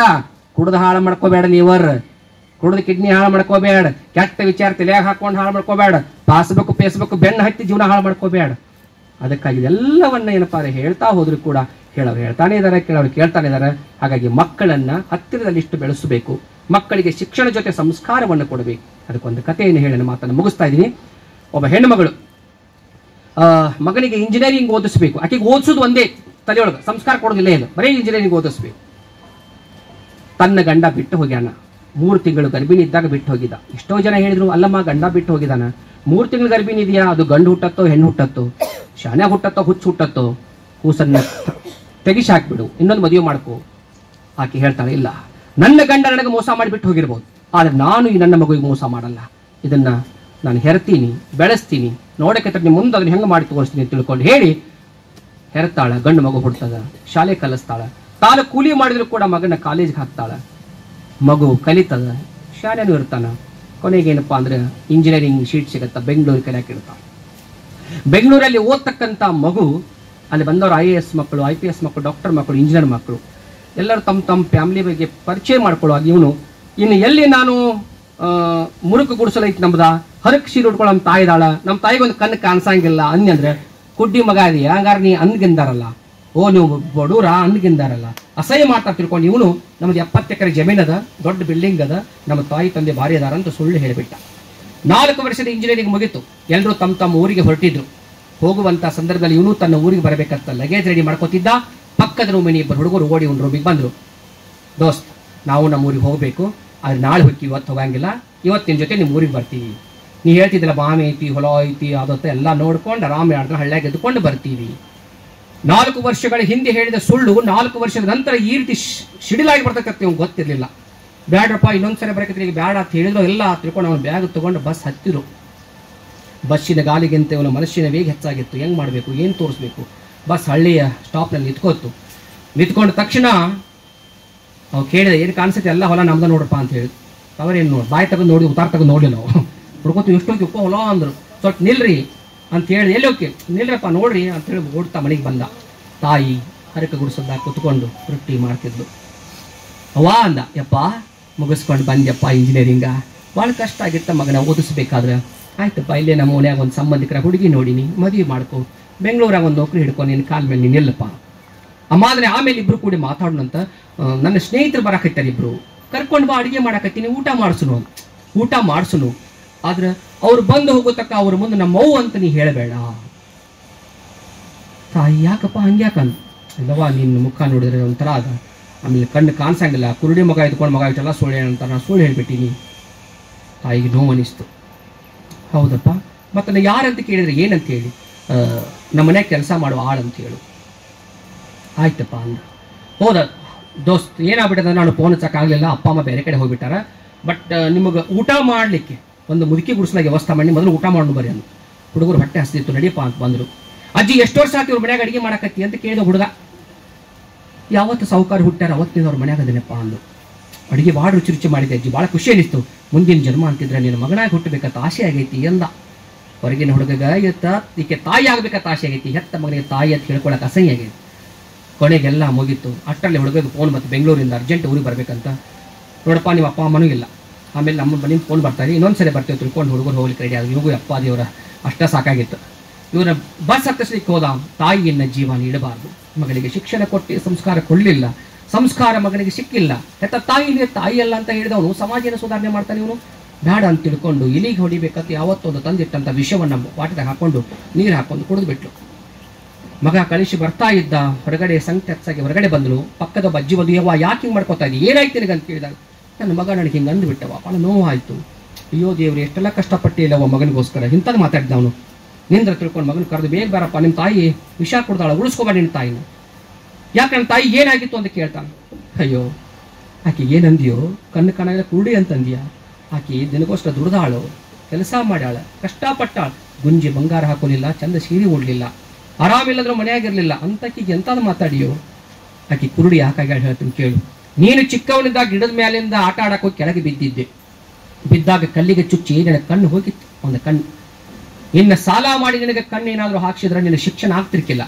ಅವಾಗ ತಾಯಿ ವಿಚಾರ ಮಾಡಿದಳು, ಬೇಡ, ಸಾಲ ಮಾಡಿದ್ರೆ ನನ್ನ ಮಗನಿಗೆ ಶಿಕ್ಷಣ ಹಾಳಾಕೈತಿ, ನಾನು ಅಸಹ್ಯ ಕಂಡು ಪರವಾಗಿಲ್ಲ, ಮಗ ಚಂದ ಕಾಣಬೇಕು ಅಂತ ತಿಳ್ಕೊಂಡು ತನ್ನ ಒಂದನ್ನ ಕಣ್ಣನ್ನು ತೆಗೆಸಿ ನಿನಗ ಹಾಕ್ಸಿ ಈ ಸೃಷ್ಟಿ ನೋಡುವಂತ ದೃಷ್ಟಿವಾಗಿ ಹೇಳುವಪ್ಪ ಆ ಹೆತ್ತ ತಾಯಿ ಅಂತಕ್ಕಂಥ ಮಾತನ್ನು ಹೇಳ್ತಾಳೆ. ಅಂಥ ತಾಯಿಗೆ ಅನ್ನಬಾರ್ದು ಮಾತು ಅಂದು ಬಿಟ್ಟೆ ತಡ್ಕೊಳ್ಳಾರ್ದ ವಿಷ ತಗೊಂಡು ಉಳಿಸ್ಕೊಡಿ ತಾಯಿ. ಎತ್ತಲಿಕ್ಕೆ ಹೋದ, ತಾಯಿಗೆ ಜೀವ ಬಿಟ್ಟರು.